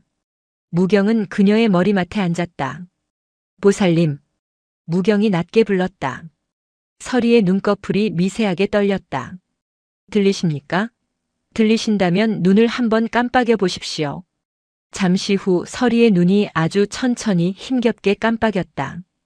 의식은 있었다. 그 끔찍한 고통 속에 갇힌 채 맑은 정신으로 자신의 몸이 썩어가는 것을 느끼고 있었던 것이다. 무경의 가슴이 미어졌다. 아버지는 당신을 사랑해서 그러는 것이라 믿고 있습니다. 하지만 그것이 당신에게는 형벌이겠지요. 서리의 눈에서 눈물 한 방울이 주르륵 흘러내려 귓바퀴로 들어갔다. 그때였다. 방구석 어둠 속에서 희미한 목소리가 들렸다. 스님. 사람의 목소리가 아니었다. 영혼의 울림이었다. 무경은 놀라지 않고 그쪽을 바라보았다. 말씀하십시오. 살려주지 마세요. 끊어질 듯 이어지는 목소리. 제발 아버지를 막아주세요. 저는 너무 아파요. 온몸이 불에 타는 것 같아요. 그녀는 울부짖고 있었다. 아버지가 입에 넣어주는 산삼이 그녀에게는 독국물이었고 몸을 덮이는 비단 이불이 불타는 쇠사슬이었다. 그냥 죽게 해주세요. 그게 저를 살리는 길이에요. 무경은 서리의 손을 잡았다. 앙상한 손가락에는 금반지가 3개나 끼워져 있었다. 그 무거운 금부치가 그녀의 손가락을 짓누르고 있었다. 무경은 조심스럽게 반지를 하나씩 빼냈다. 알겠습니다. 약속하겠습니다. 무경은 그녀의 이마에 손을 얹었다. 내가 당신의 족쇄를 풀어주겠습니다. 비록 그 대가로 내가 당신 아버지의 칼을 받는다 해도 그것은 무경의 새로운 서원이었다. 살리는 것이 자비인 줄 알았던 지난날을 참회하며 이제는 편안히 보내주는 것이 자비임을 실천하려는 결심이었다.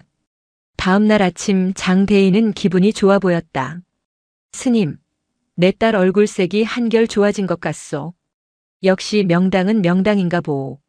무경이 밤새 서리의 기운을 안정시키고 통증을 덜어주는 기도를 한 덕분이었으나 장대인은 자신의 정성 덕분이라 믿었다.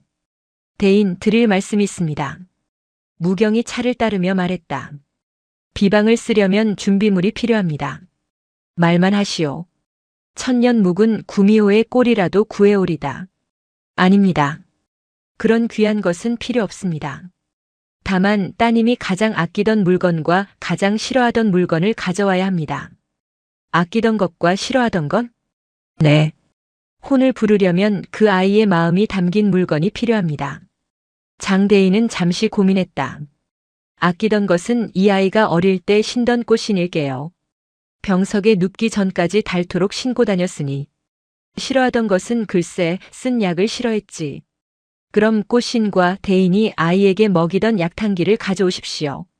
장대인은 의아해했지만 곧 하인들을 시켜 물건을 가져오게 했다. 낡은 꽃신 한 켤레와 시커먼 약지꺼기가 눌어붙은 약탕기가 무경의 앞에 놓였다. 이걸로 뭘 하려는 거요? 의식입니다. 오늘 밤 대인께서 직접 이 약탕기를 깨트리셔야 합니다. 약탕기를 깨라니? 그게 무슨 소리요? 그게 어떤 약탕기인데? 중국 황실에서 쓰던 귀한 물건이요. 따님의 병마를 담고 있는 그릇입니다. 그릇을 깨야 병마가 나갑니다. 그리고 이 꽃신을 신겨서 아이가 마음껏 뛰어놀 수 있게 길을 열어주어야 합니다.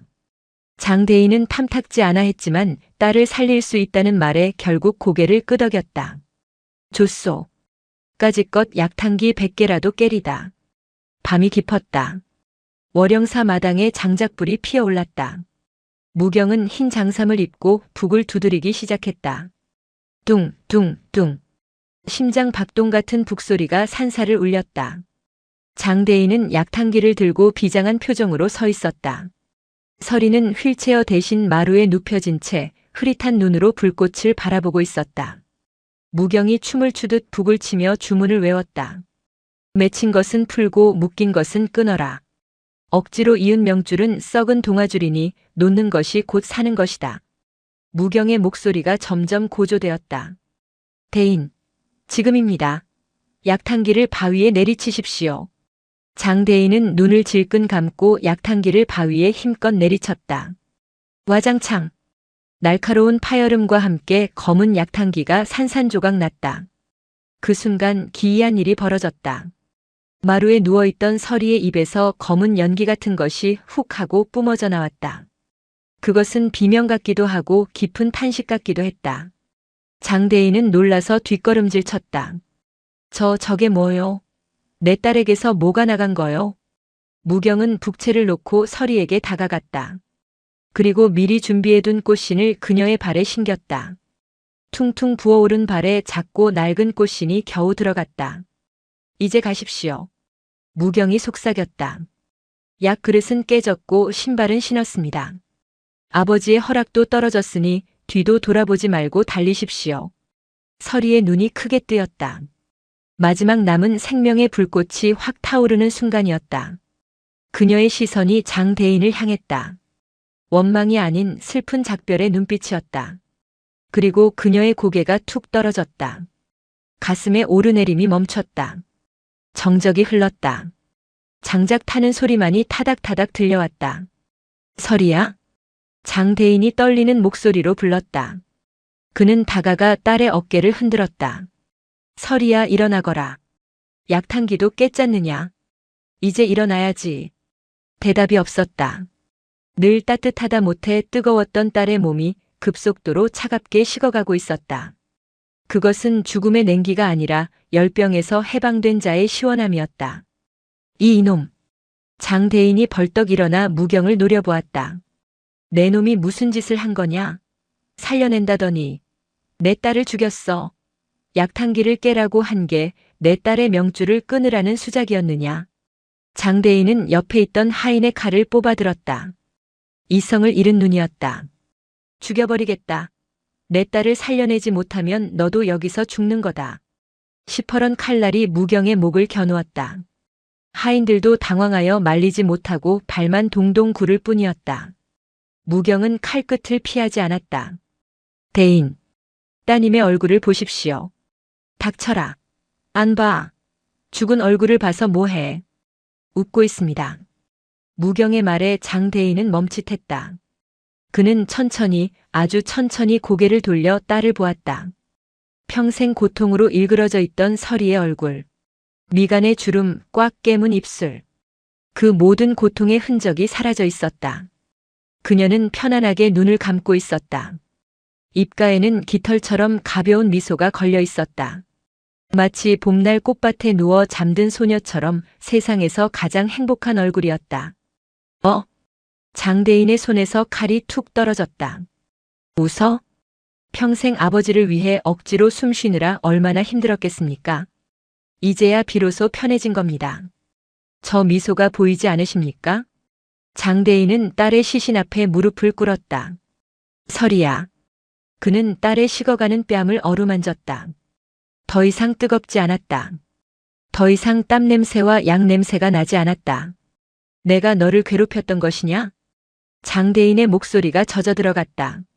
나는 너를 살리려고 내 모든 걸 바쳤는데 그게 너를 저렇게 아프게 했던 것이냐?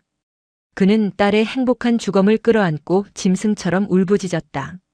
그 울음은 월영사의 밤하늘을 찢어놓을 듯 처절했다.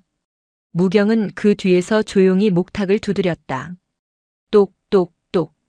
그것은 죽은 자를 위한 연불이자 산자의 집착을 깨트리는 소리였다. 무경은 알고 있었다. 오늘 자신이 죽을 수도 있었다는 것을. 하지만 그는 두렵지 않았다. 선우를 보내며 배웠던 그 노아줌의 미학을 이 어리석은 아비에게도 가르쳐 주어야만 했으니까. 그때 밤하늘에서 별 하나가 툭 하고 떨어져 월영사 뒤편으로 사라졌다. 서리가 신고 간 꽃신이 남긴 궤적 같았다. 장대인은 사흘을 더 월영사에 머물렀다. 첫날은 분노했고 둘째 날은 통곡했고 셋째 날은 침묵했다. 그는 딸의 시신을 화려한 비단수에 대신 무경이 내어준 하얀 무명천으로 감쌌다. 수위가 너무 무거우면 가는 길이 힘들다 하셨소. 장대인이 힘없이 말했다. 그렇습니다. 가벼워야 높이 날아갑니다. 장대인은 딸을 화장하기로 결정했다. 명당의 호화로운 무덤을 쓰려던 계획을 취소했다. 땅속에 묻히면 또 답답해할 것 같소. 평생 방 안에만 갇혀 살았으니 바람 타고 훨훨 가라고 태워주리다. 화장터에 불길이 타올랐다. 장대인은 불길 속에 자신이 딸을 위해 사모았던 온갖 귀한 약재와 부적, 그리고 자신의 욕심을 함께 던져 넣었다. 재가 되어 흩어지는 연기를 보며 장대인은 무경에게 물었다. 스님, 내 딸은 나를 원망하고 갔겠소? 아닙니다. 무경은 고개를 저었다. 떠나기 전 따님의 마지막 눈빛을 기억하십니까? 슬퍼 보였소. 원망이 아니라 연민이었습니다. 자신을 붙잡고 괴로워하는 아버지를 안쓰러워하는 눈빛이었지요. 그 마음을 아신다면 대인께서도 이제 그만 스스로를 용서하십시오. 장대인은 눈물을 훔치며 고개를 끄덕였다. 그가 떠나는 날 그는 가져왔던 금화가 든 전대를 다시 무경에게 내밀었다. 이건 딸아이의 노잣돈으로 써주시오. 저를 짓든 불상을 짓든 상관 안 하겠소. 그저 내 딸처럼 갇혀 지내는 이들을 위해 써주신다면 더 바랄 게 없겠소. 무경은 이번에는 거절하지 않았다. 잘 쓰겠습니다. 갇힌 새들의 문을 여는데 쓰겠습니다. 장대인의 행렬이 산 아래로 사라진 뒤 무경은 전대를 열어보았다. 엄청난 거금이었다. 그때 뒤에서 인기척이 났다. 스님, 돈 냄새가 아주 고소합니다. 낯선 목소리였다. 경박하면서도 어딘가 날카로운 구석이 있는 목소리. 무경은 뒤를 돌아보았다.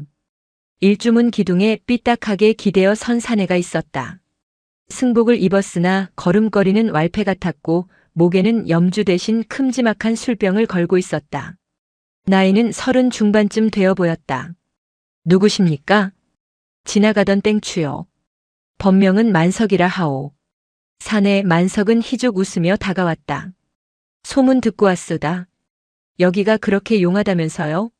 돈 많은 호구가 돈을 뿌리고 간다는 소문이 자자하던데 떡고물 좀 얻어먹을 수 있나 해서. 무경은 미간을 찌푸렸다. 기운이 묘했다. 술 냄새가 진동했지만 그 눈빛만은 형형하게 살아있었다. 단순한 잡승이 아니었다.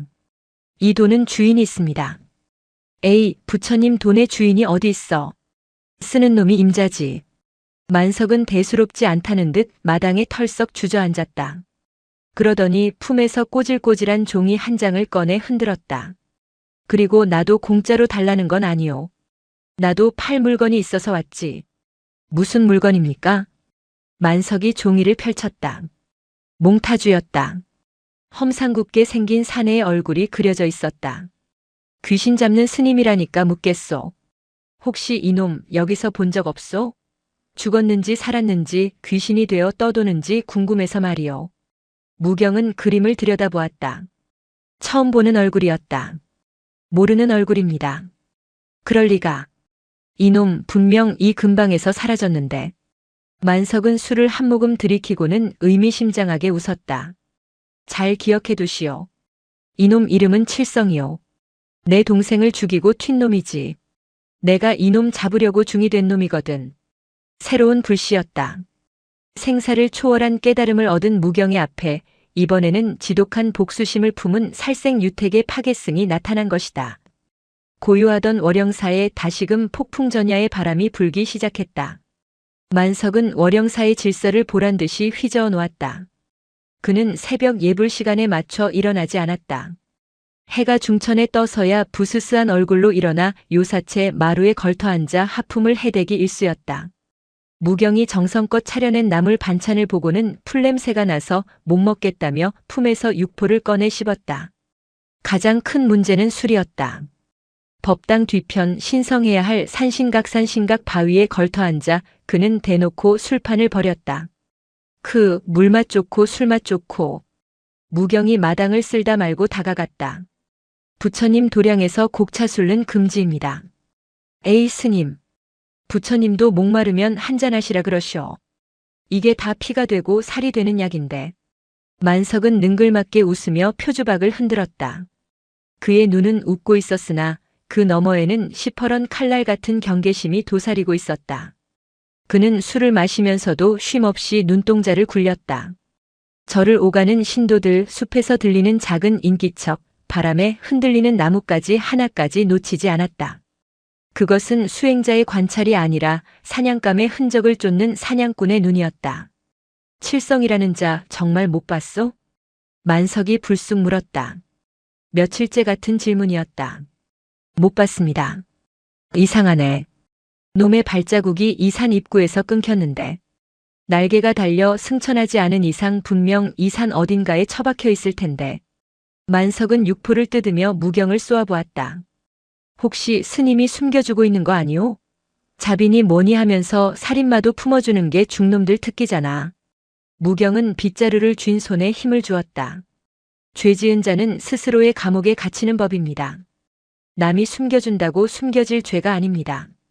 말은 청산유수지. 만석은 코웃음을 쳤다. 내 동생은 놈의 칼에 17번을 찔렸소.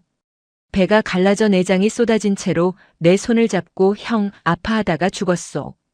그런 놈을 용서해라. 감옥에 보내라. 웃기지 마쇼. 내 손으로 똑같이 17번 찔러 죽이기 전엔 내 눈 못 감소. 순간 만석의 몸에서 뿜어져 나온 살기가 주변의 공기를 차갑게 얼어붙게 했다. 그것은 단순히 화가 난 사람의 기세가 아니었다. 이미 사람 며칠 죽여본 자 혹은 죽음과 너무 오랫동안 동거해 온 자만이 낼 수 있는 썩은 내 나는 살기였다. 무경은 조용히 말했다. 당신은 칠성을 찾는 게 아닙니다. 뭐? 당신은 동생의 죽음을 반복하고 있을 뿐입니다. 매일 밤 그 고통을 되새김질하며 당신 스스로를 찌르고 있군요. 닥쳐. 만석이 들고 있던 술병을 바위에 내리쳤다. 와장창 파편이 튀었다. 내가 뭘 안다고 짓거려. 가족을 잃어봤어? 눈앞에서 핏덩이가 된 살부치를 안아봤냐고. 무경은 대답하지 않았다. 대신 선우가 머물렀던 빈방 부우남 쪽을 잠시 응시했다. 잃어보았습니다. 잃는 것이 두려워 미친 짓도 해보았습니다. 그래서 압니다. 그 불길이 상대를 태우기 전에 당신을 먼저 죄로 만들 거라는 걸. 무경은 등을 돌려 내려갔다. 만석은 씩씩거리며 깨진 술병 조각을 발로 찼다. 재수 없는 늙은이. 두고 봐. 내가 놈을 찾으면 그 면상 앞에서 보란듯이 멱을 따줄 테니. 그날 밤 만석은 잠들지 못하고 절 주변을 배회했다. 늑대처럼 어둠 속을 서성였다. 그러다 우연히 절 뒤편 대나무 숲으로 향하는 희미한 오솔길을 발견했다. 사람이 다니지 않아 잡초가 무성했지만 누군가 주기적으로 밟고 지나간 흔적이 역력했다. 만석의 입꼬리가 비릿하게 올라갔다. 빙고. 다음 날 만석은 사라졌다. 아침 공양 시간에도 보이지 않았고 점심때가 되어도 요사체는 비어 있었다. 무경은 올 것이 왔음을 직감했다. 그는 서둘러 대나무 숲으로 향했다. 월영사 뒤편 빽빽한 대나무 숲을 지나면 사람들의 발길이 닿지 않는 깊은 골짜기가 나온다. 햇빛조차 잘 들지 않는 음습한 곳. 그곳에는 오래전 화전민들이 살다 버린 폐가가 한 채 있었다. 무경은 가쁜 숨을 몰아쉬며 산길을 올랐다. 늦으면 안 된다. 또 다른 업구이 쌓이기 전에 막아야 한다. 폐가에 다다랐을 때 무경은 멈칫했다. 무너져가는 흙벽, 구멍 뚫린 문풍지. 그 마당 한가운데에 한 사내가 무릎을 꿇고 있었다. 그리고 그 앞에 만석이 서 있었다. 만석의 손에는 번들거리는 단검이 들려 있었다. 찾았다, 이게 자식아. 만석의 목소리는 떨리고 있었다. 환희와 분노가 뒤섞인 기묘한 떨림이었다. 무릎 꿇은 사내는 고개를 들지 못했다. 덥수룩한 머리카락과 수염이 얼굴을 뒤덮고 있었고 입고 있는 옷은 누더기나 다름없었다. 그는 마치 도살장에 끌려온 소처럼 체념한 채 바들바들 떨고 있었다. 고개 들어. 만석이 칼끝으로 사내의 턱을 들어 올렸다. 드러난 얼굴은 흉측했다. 한쪽 눈은 짓물러 붙어 있었고 뺨에는 깊은 화상 자국이 있었다. 하지만 만석은 알아볼 수 있었다. 동생을 죽일 때 보았던 그 눈빛, 그 비열하고 잔인했던 눈매를. 칠성이었다. 칠성아. 형 왔다. 만석이 으르렁거렸다. 내 동생 기억하냐? 내가 창자를 끄집어낸 그 아이 기억하냐고. 칠성은 대답하지 않았다. 그저 입을 뻐끔거릴 뿐이었다. 말해. 잘못했다고 빌어. 살려달라고 개처럼 짖어보란 말이야. 만석이 칠성의 멱살을 잡고 흔들었다. 그때였다. 그는 말하지 못합니다. 무경의 목소리가 들렸다. 만석이 획 고개를 돌렸다. 숲 입구에 무경이 서 있었다. 뭐라고? 혀가 없습니다. 혀가 없어? 만석이 칠성의 입을 강제로 벌렸다. 입안은 텅 비어 있었다. 혀가 잘린 자리는 뭉툭하게 아물어 있었다. 이게 무슨? 제 손으로 잘랐습니다. 무경이 천천히 다가왔다. 3년 전 이자가 저를 찾아왔을 때 그는 피투성이었습니다. 죄를 씻고 싶다고 했습니다. 하지만 죽은 자는 돌아오지 않고 뱉은 말은 주워 담을 수 없으니 다시는 변명하지 않겠다며 스스로 혀를 잘랐습니다. 만석은 멍하니 칠성을 바라보았다. 칠성은 만석의 바짓가랑이를 잡고 머리를 땅에 찧었다. 쿵, 쿵, 쿵. 이마에서 피가 터져나올 때까지 그는 절을 멈추지 않았다. 그것은 살려달라는 애원이 아니었다. 죽여달라는 간청이었다. 하하하. 만석이 헛웃음을 터뜨렸다. 혀를 잘랐다. 3년 동안 여기서 숨어 살면서 붓다는 척했다 이거야? 웃기지 마. 그렇다고 내 동생이 살아 돌아와? 내가 혀를 자르면 내 동생 고통이 사라지냐고. 만석은 다시 칼을 높이 쳐들었다. 죽어. 지옥으로 가버려. 안 됩니다. 무경이 달려들어 만석의 팔을 붙잡았다. 70 노인의 힘이라고는 믿기지 않는 악력이었다. 비키시오. 이놈은 죽어야 해. 당신이 뭘 알아? 내 억장이 무너지는 소리를 들어봤어? 죽여서 해결될 일이면 1000번이라도 죽이라 했을 것입니다. 하지만 보십시오. 이자는 이미 죽어 있습니다. 지난 3년간 단 하루도 편히 잠들지 못했습니다. 매일 밤 악몽 속에서 당신 동생에게 난도질당하며 살아왔습니다. 무경은 칠성의 누더기 옷을 들쳤다. 만석의 눈이 커졌다. 칠성의 가슴과 배에는 수많은 자의 흔적이 있었다. 칼로 긋고 돌로 찍은 상처들. 동생이 찔렸던 부위와 정확히 같은 위치에 칠성은 매일같이 고통을 새겨넣고 있었던 것이다. 이것이 사는 것으로 보입니까? 무경이 물었다. 이자는 스스로를 무간지옥에 가두고 형벌을 받고 있는 중입니다. 당신이 칼을 꽂아 편안하게 끝내주는 것이 오히려 자비일지도 모릅니다. 정말 복수하고 싶다면 살려서 이 고통을 끝까지 짊어지게 하십시오. 만석의 손이 부들부들 떨렸다. 칼끝이 칠성의 목젖 바로 앞에서 멈췄다. 칠성은 흐느끼고 있었다. 혀가 없는 입에서 짐승 같은 울음소리가 새어나왔다. 으어으어. 만석은 동생의 얼굴을 떠올렸다. 형 아파. 하던 그 마지막 목소리. 그리고 눈앞에 있는 이 괴물 같은 사내의 울음소리. 젠장 젠장. 만석은 칼을 던져버렸다. 그리고 칠성을 향해 주먹을 날렸다. 퍽 소리와 함께 칠성이 나뒹굴었다. 만석은 쓰러진 칠성 위에 올라타 주먹을 휘둘렀다. 왜 그랬어? 왜 죽였어? 왜? 칼 대신 주먹이었다. 사리가 담긴 칼질이 아니라 사무친 한을 토해내는 오열 섞인 매질이었다. 칠성은 반항하지 않고 맞았다. 입안이 터지고 코뼈가 부러져도 그는 피 섞인 미소를 짓고 있었다. 맞을 수 있어서 벌을 받을 수 있어서 다행이라는 듯 한참을 때리던 만석의 주먹이 느려졌다. 결국 그는 칠성의 멱살을 잡은 채 엎드려 통곡했다. 나쁜 새끼 불쌍한 내 동생 보고 싶다. 대나무 숲의 두 사내의 울음소리가 메아리 쳤다. 가해자의 참회와 피해자의 유가족이 뒤엉켜 토해내는 세상에서 가장 슬픈 화음이었다. 무경은 그들 곁에 서서 합장했다. 바람이 대나무 잎을 스치며 서걱거리는 소리를 냈다. 마치 씻김굿을 하는 무녀의 방울 소리처럼. 그날 이후 월영사에는 기묘한 동거가 시작되었다.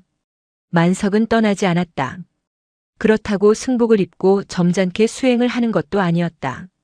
그는 여전히 술을 마셨고 거친 말을 썼다. 하지만 칼은 버렸다. 대신 그는 매일 아침 폐가로 올라갔다.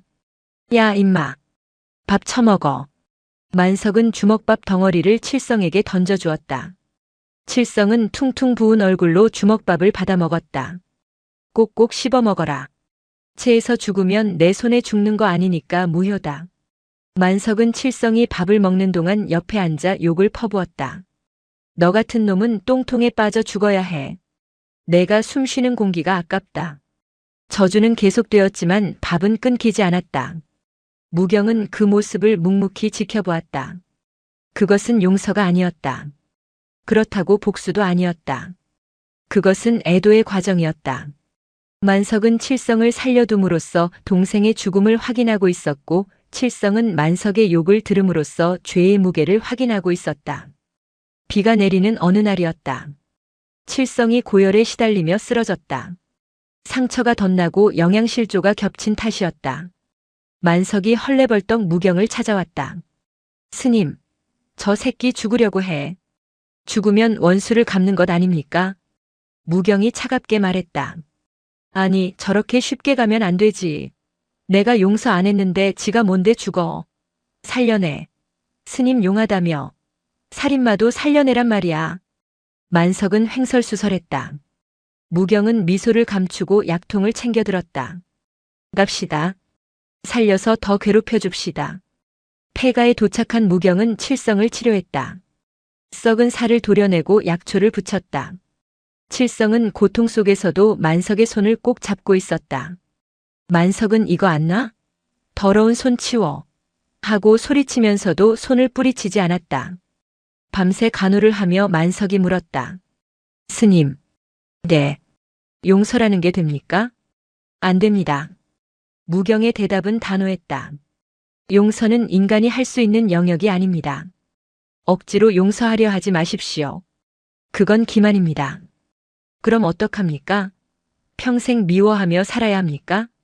미움도 힘이 있어야 하는 겁니다. 그냥 미워하다가 지치면 그때 내려놓으십시오. 용서해서가 아니라 미워하는 게 힘들어서 내려놓는 것. 그것이 인간이 할 수 있는 최선입니다. 만석은 칠성의 잠든 얼굴을 바라보았다. 밉다. 죽이고 싶도록 밉다. 그런데 이놈이 죽으면 내 동생의 기억도 함께 사라질 것 같아 두렵다. 지친다는 거 참 슬픈 말이네요. 만석이 중얼거렸다. 여름이 절정에 달했을 때 칠성은 결국 세상을 떠났다.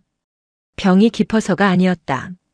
만석이 어느 날 술에 취해 이제 그만해라. 나도 지쳤다. 라고 말한 다음 날이었다. 칠성은 앉은 채로 숨을 거두었다. 그의 무릎 위에는 깎다 만 나무 불상이 놓여 있었다. 투박하지만 웃고 있는 동자승의 모습이었다. 그것은 만석의 동생을 닮아 있었다. 만석은 울지 않았다. 그는 칠성의 시신을 수습해 양지 바른 곳에 묻어주었다. 동생의 무덤 옆이 아닌 산 반대편 그림자진 곳에. 거기서 평생 반성해라. 죽어서도 편할 생각 말고. 무덤에 침을 한 번 뱉고 나서야 만석은 돌아섰다. 월영사 마당에 선 만석은 승복을 벗어 던졌다. 스님 나가요. 어디로 가십니까? 모르겠소. 다시 칼잡이로 돌아갈지 아니면 진짜 중이 될지. 일단 술이나 실컷 마시러 갈라요. 만석은 보찜을 맸다. 그의 표정은 칠성을 처음 만났을 때보다 한결 가벼워 보였다. 도끼가 빠진 자리에 허무함이 들어찼지만 그 허무함은 새로운 무엇인가를 채울 수 있는 빈 공간이기도 했다. 스님, 말씀하십시오. 고마웠소. 안 말렸으면 나도 저놈 꼴날 뻔했어. 만석은 꾸벅 절을 했다. 그리고 뒤도 돌아보지 않고 산을 내려갔다. 무경은 일주문 앞에 서서 그가 사라질 때까지 지켜보았다. 여름 매미가 시끄럽게 울어댔다. 삶과 죽음, 증오와 용서가 한바탕 휩쓸고 지나간 자리에 다시 일상이 찾아오고 있었다. 무경은 선우의 방 부우남으로 들어갔다. 방 한쪽 벽에 칠성이 남긴 나무 불상을 올려두었다.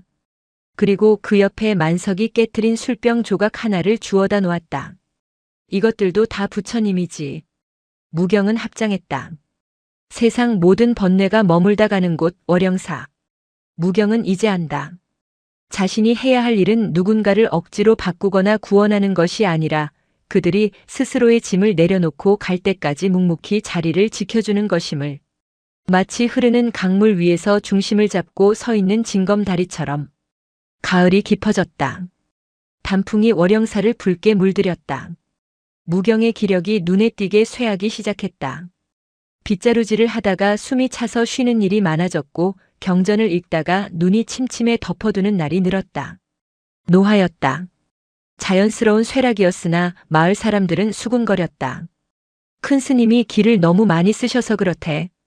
죽은 애 살리고 귀신 쫓고 하느라 수명을 깎아먹은 거지. 무경은 그런 소리를 들을 때마다 허허 웃었다. 다 쓰고 가는 게 남는 장사지. 아껴서 뭐 하겠나. 어느 날 무경은 꿈을 꾸었다. 선우가 나왔다. 선우는 훌쩍 자란 청년의 모습이었다. 승복 대신 간편한 평복을 입고 등에는 보찜을 메고 있었다. 스님. 오냐 선우야. 저 잘 살고 있습니다. 장터에서 국밥도 나르고 글도 배우고 가끔은 스님 생각하며 하늘도 봅니다. 그렇구나. 재미있느냐? 네. 힘들 때도 있지만 제가 선택한 힘들비라 견딜만 합니다. 선우가 환하게 웃었다. 스님, 이제 스님 차례입니다. 내 차례? 스님도 짐을 내려놓으셔야지요. 제가 무겁지 않게 받쳐드릴게요. 꿈에서 깨어난 무경은 자신의 손을 내려다보았다. 앙상한 가지처럼 말라 있었다. 갈 때가 되었구나. 저승사자가 가르쳐준 것이 있었다. 떠날 때를 알고 준비하는 자의 뒷모습은 아름답다고. 무경은 주변을 정리하기 시작했다. 남은 쌀과 반찬은 마을의 독거노인들에게 나누어 주었다. 아끼던 경전들은 아랫마을 서당에 기증했다. 옷가지들은 태웠고 낡은 가구들은 닦아놓았다. 그리고 마지막으로 자신이 평생 모은 다비돈을 꺼냈다. 장대인이 주고 간 돈, 만석이 훔치려다 두고 간 엽전 몇 푼, 그리고 자신이 평생 탁발에 모은 돈. 무경은 그 돈을 들고 읍내 대장간을 찾아갔다. 종을 하나 만들어주게. 종이요? 범종 말씀이십니까? 아니, 아주 작은 종. 바람이 불면 아이 웃음소리처럼 맑게 울리는 풍경을 만들어주게. 물고기 모양으로. 대장장이는 의아해했지만 무경의 뜻대로 정교한 청동 풍경을 만들었다. 물고기가 눈을 뜨고 있는 형상이었다. 눈을 감지 않는 물고기처럼 늘 깨어있으라는 뜻입니까? 대장장이가 물었다. 아니, 흐르는 물처럼 어디에도 걸리지 말고 자유롭게 헤엄치라는 뜻일세. 무경은 풍경을 받아들고 월영사로 돌아왔다. 그리고 부우남 선우의 방 처마 끝에 그 풍경을 달았다. 댕그랑 댕그랑. 가을바람에 풍경이 울렸다. 그 소리는 여느 풍경 소리와 달랐다. 쇳소리가 섞이지 않은 맑은 물방울이 떨어지는 소리였다. 되었다.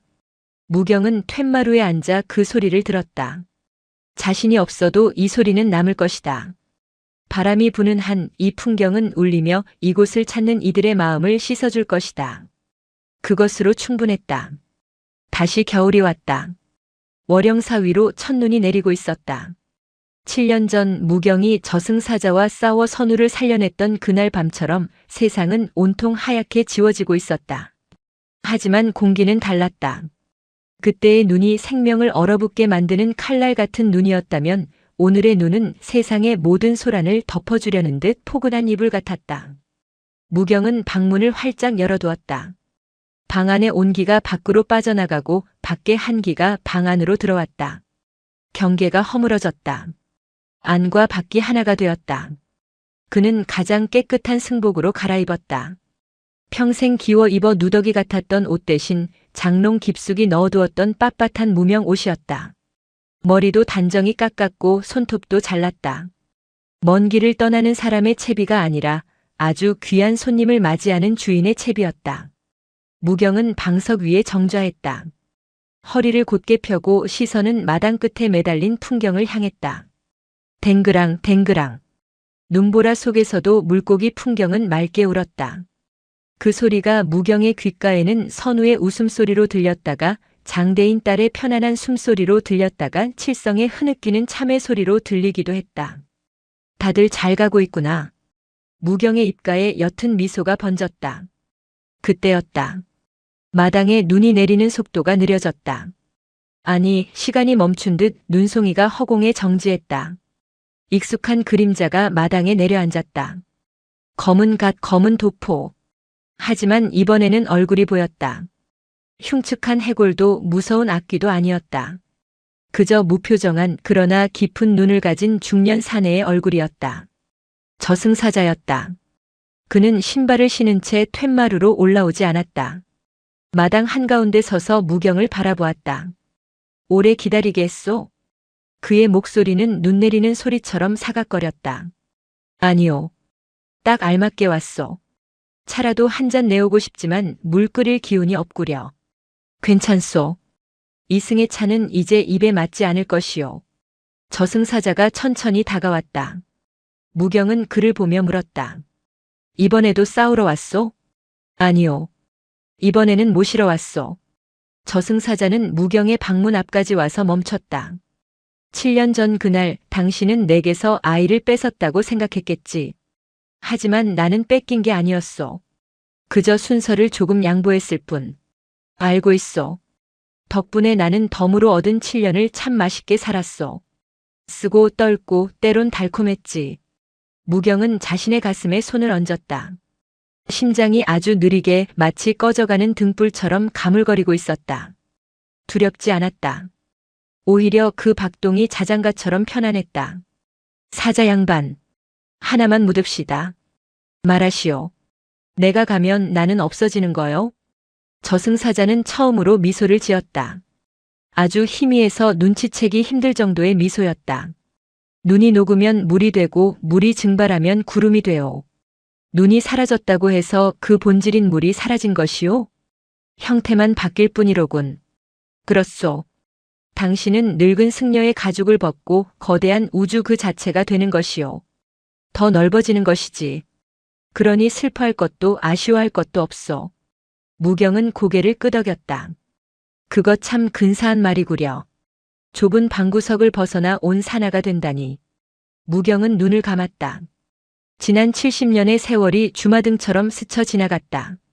버려진 아이를 안고 젖동량을 다니던 시절, 선우가 처음 아빠 대신 스님이라 불렀을 때의 서운함, 저승사자를 쫓아내고 느꼈던 오만한 희열 그리고 아이를 떠나보내며 느꼈던 사무치는 해방감. 그 모든 것이 하나로 뭉쳐져 찬란한 빛덩어리가 되었다. 선우야. 무경은 마음속으로 아이를 불렀다. 나는 문을 잠그지 않았다. 언제든 바람이 되어 드나들 거라. 무경의 호흡이 잦아들었다. 들숨이 날숨이 되고 그 날숨이 다시 돌아오지 않고 허공으로 흩어졌다. 육신을 지탱하던 마지막 끈이 툭 하고 끊어졌다. 고통은 없었다. 마치 꽉 끼던 신발을 벗어던진 듯한 시원함만이 발끝에서 머리끝까지 차올랐다. 갑시다. 저승사자가 손을 내밀었다. 무경의 영혼이 육신에서 스르르 빠져나왔다. 그는 자신의 늙고 쭈그러진 육신을 내려다보았다. 평생을 함께 해온 도구였다. 고생했다. 잘 썩어서 거름이 되거라.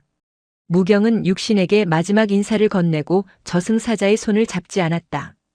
대신 앞장서서 걸어나갔다. 길은 내가 아오.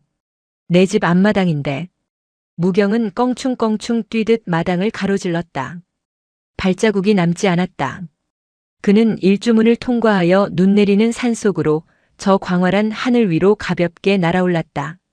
월영사에 법당한 무경의 육신은 좌선한 자세 그대로 고요히 멈추었다. 입가에 걸린 미소만이 그가 도달한 곳이 어디인지를 말해주고 있었다. 시간이 흘렀다.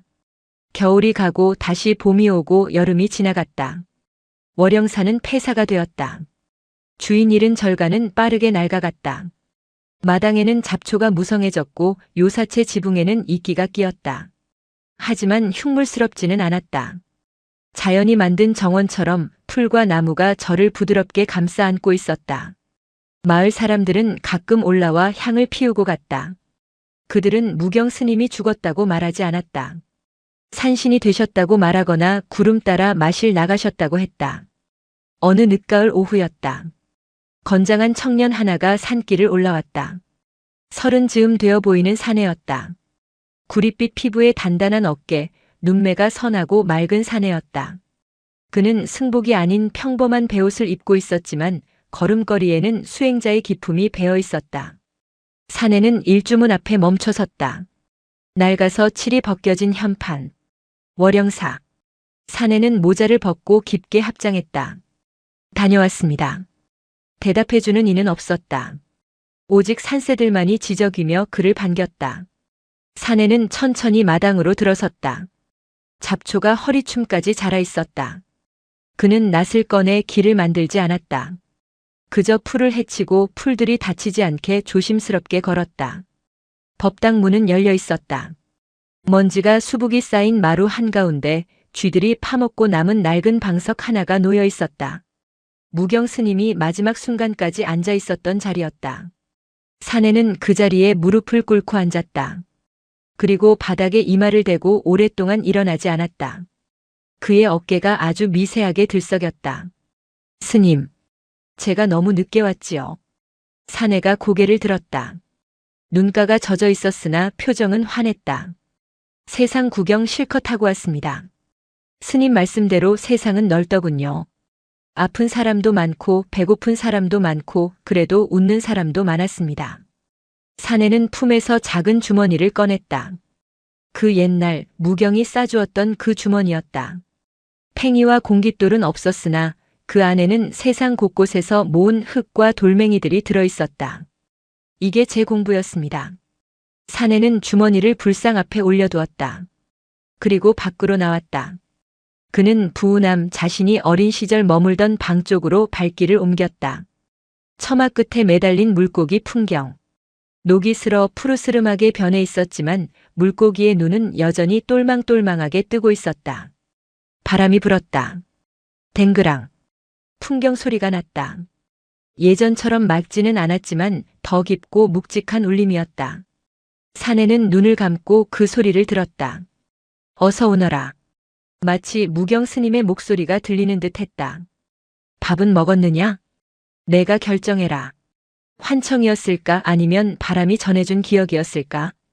사내 선우는 웃었다. 보조개가 깊게 패였다. 스님, 저는 다시 떠날 겁니다.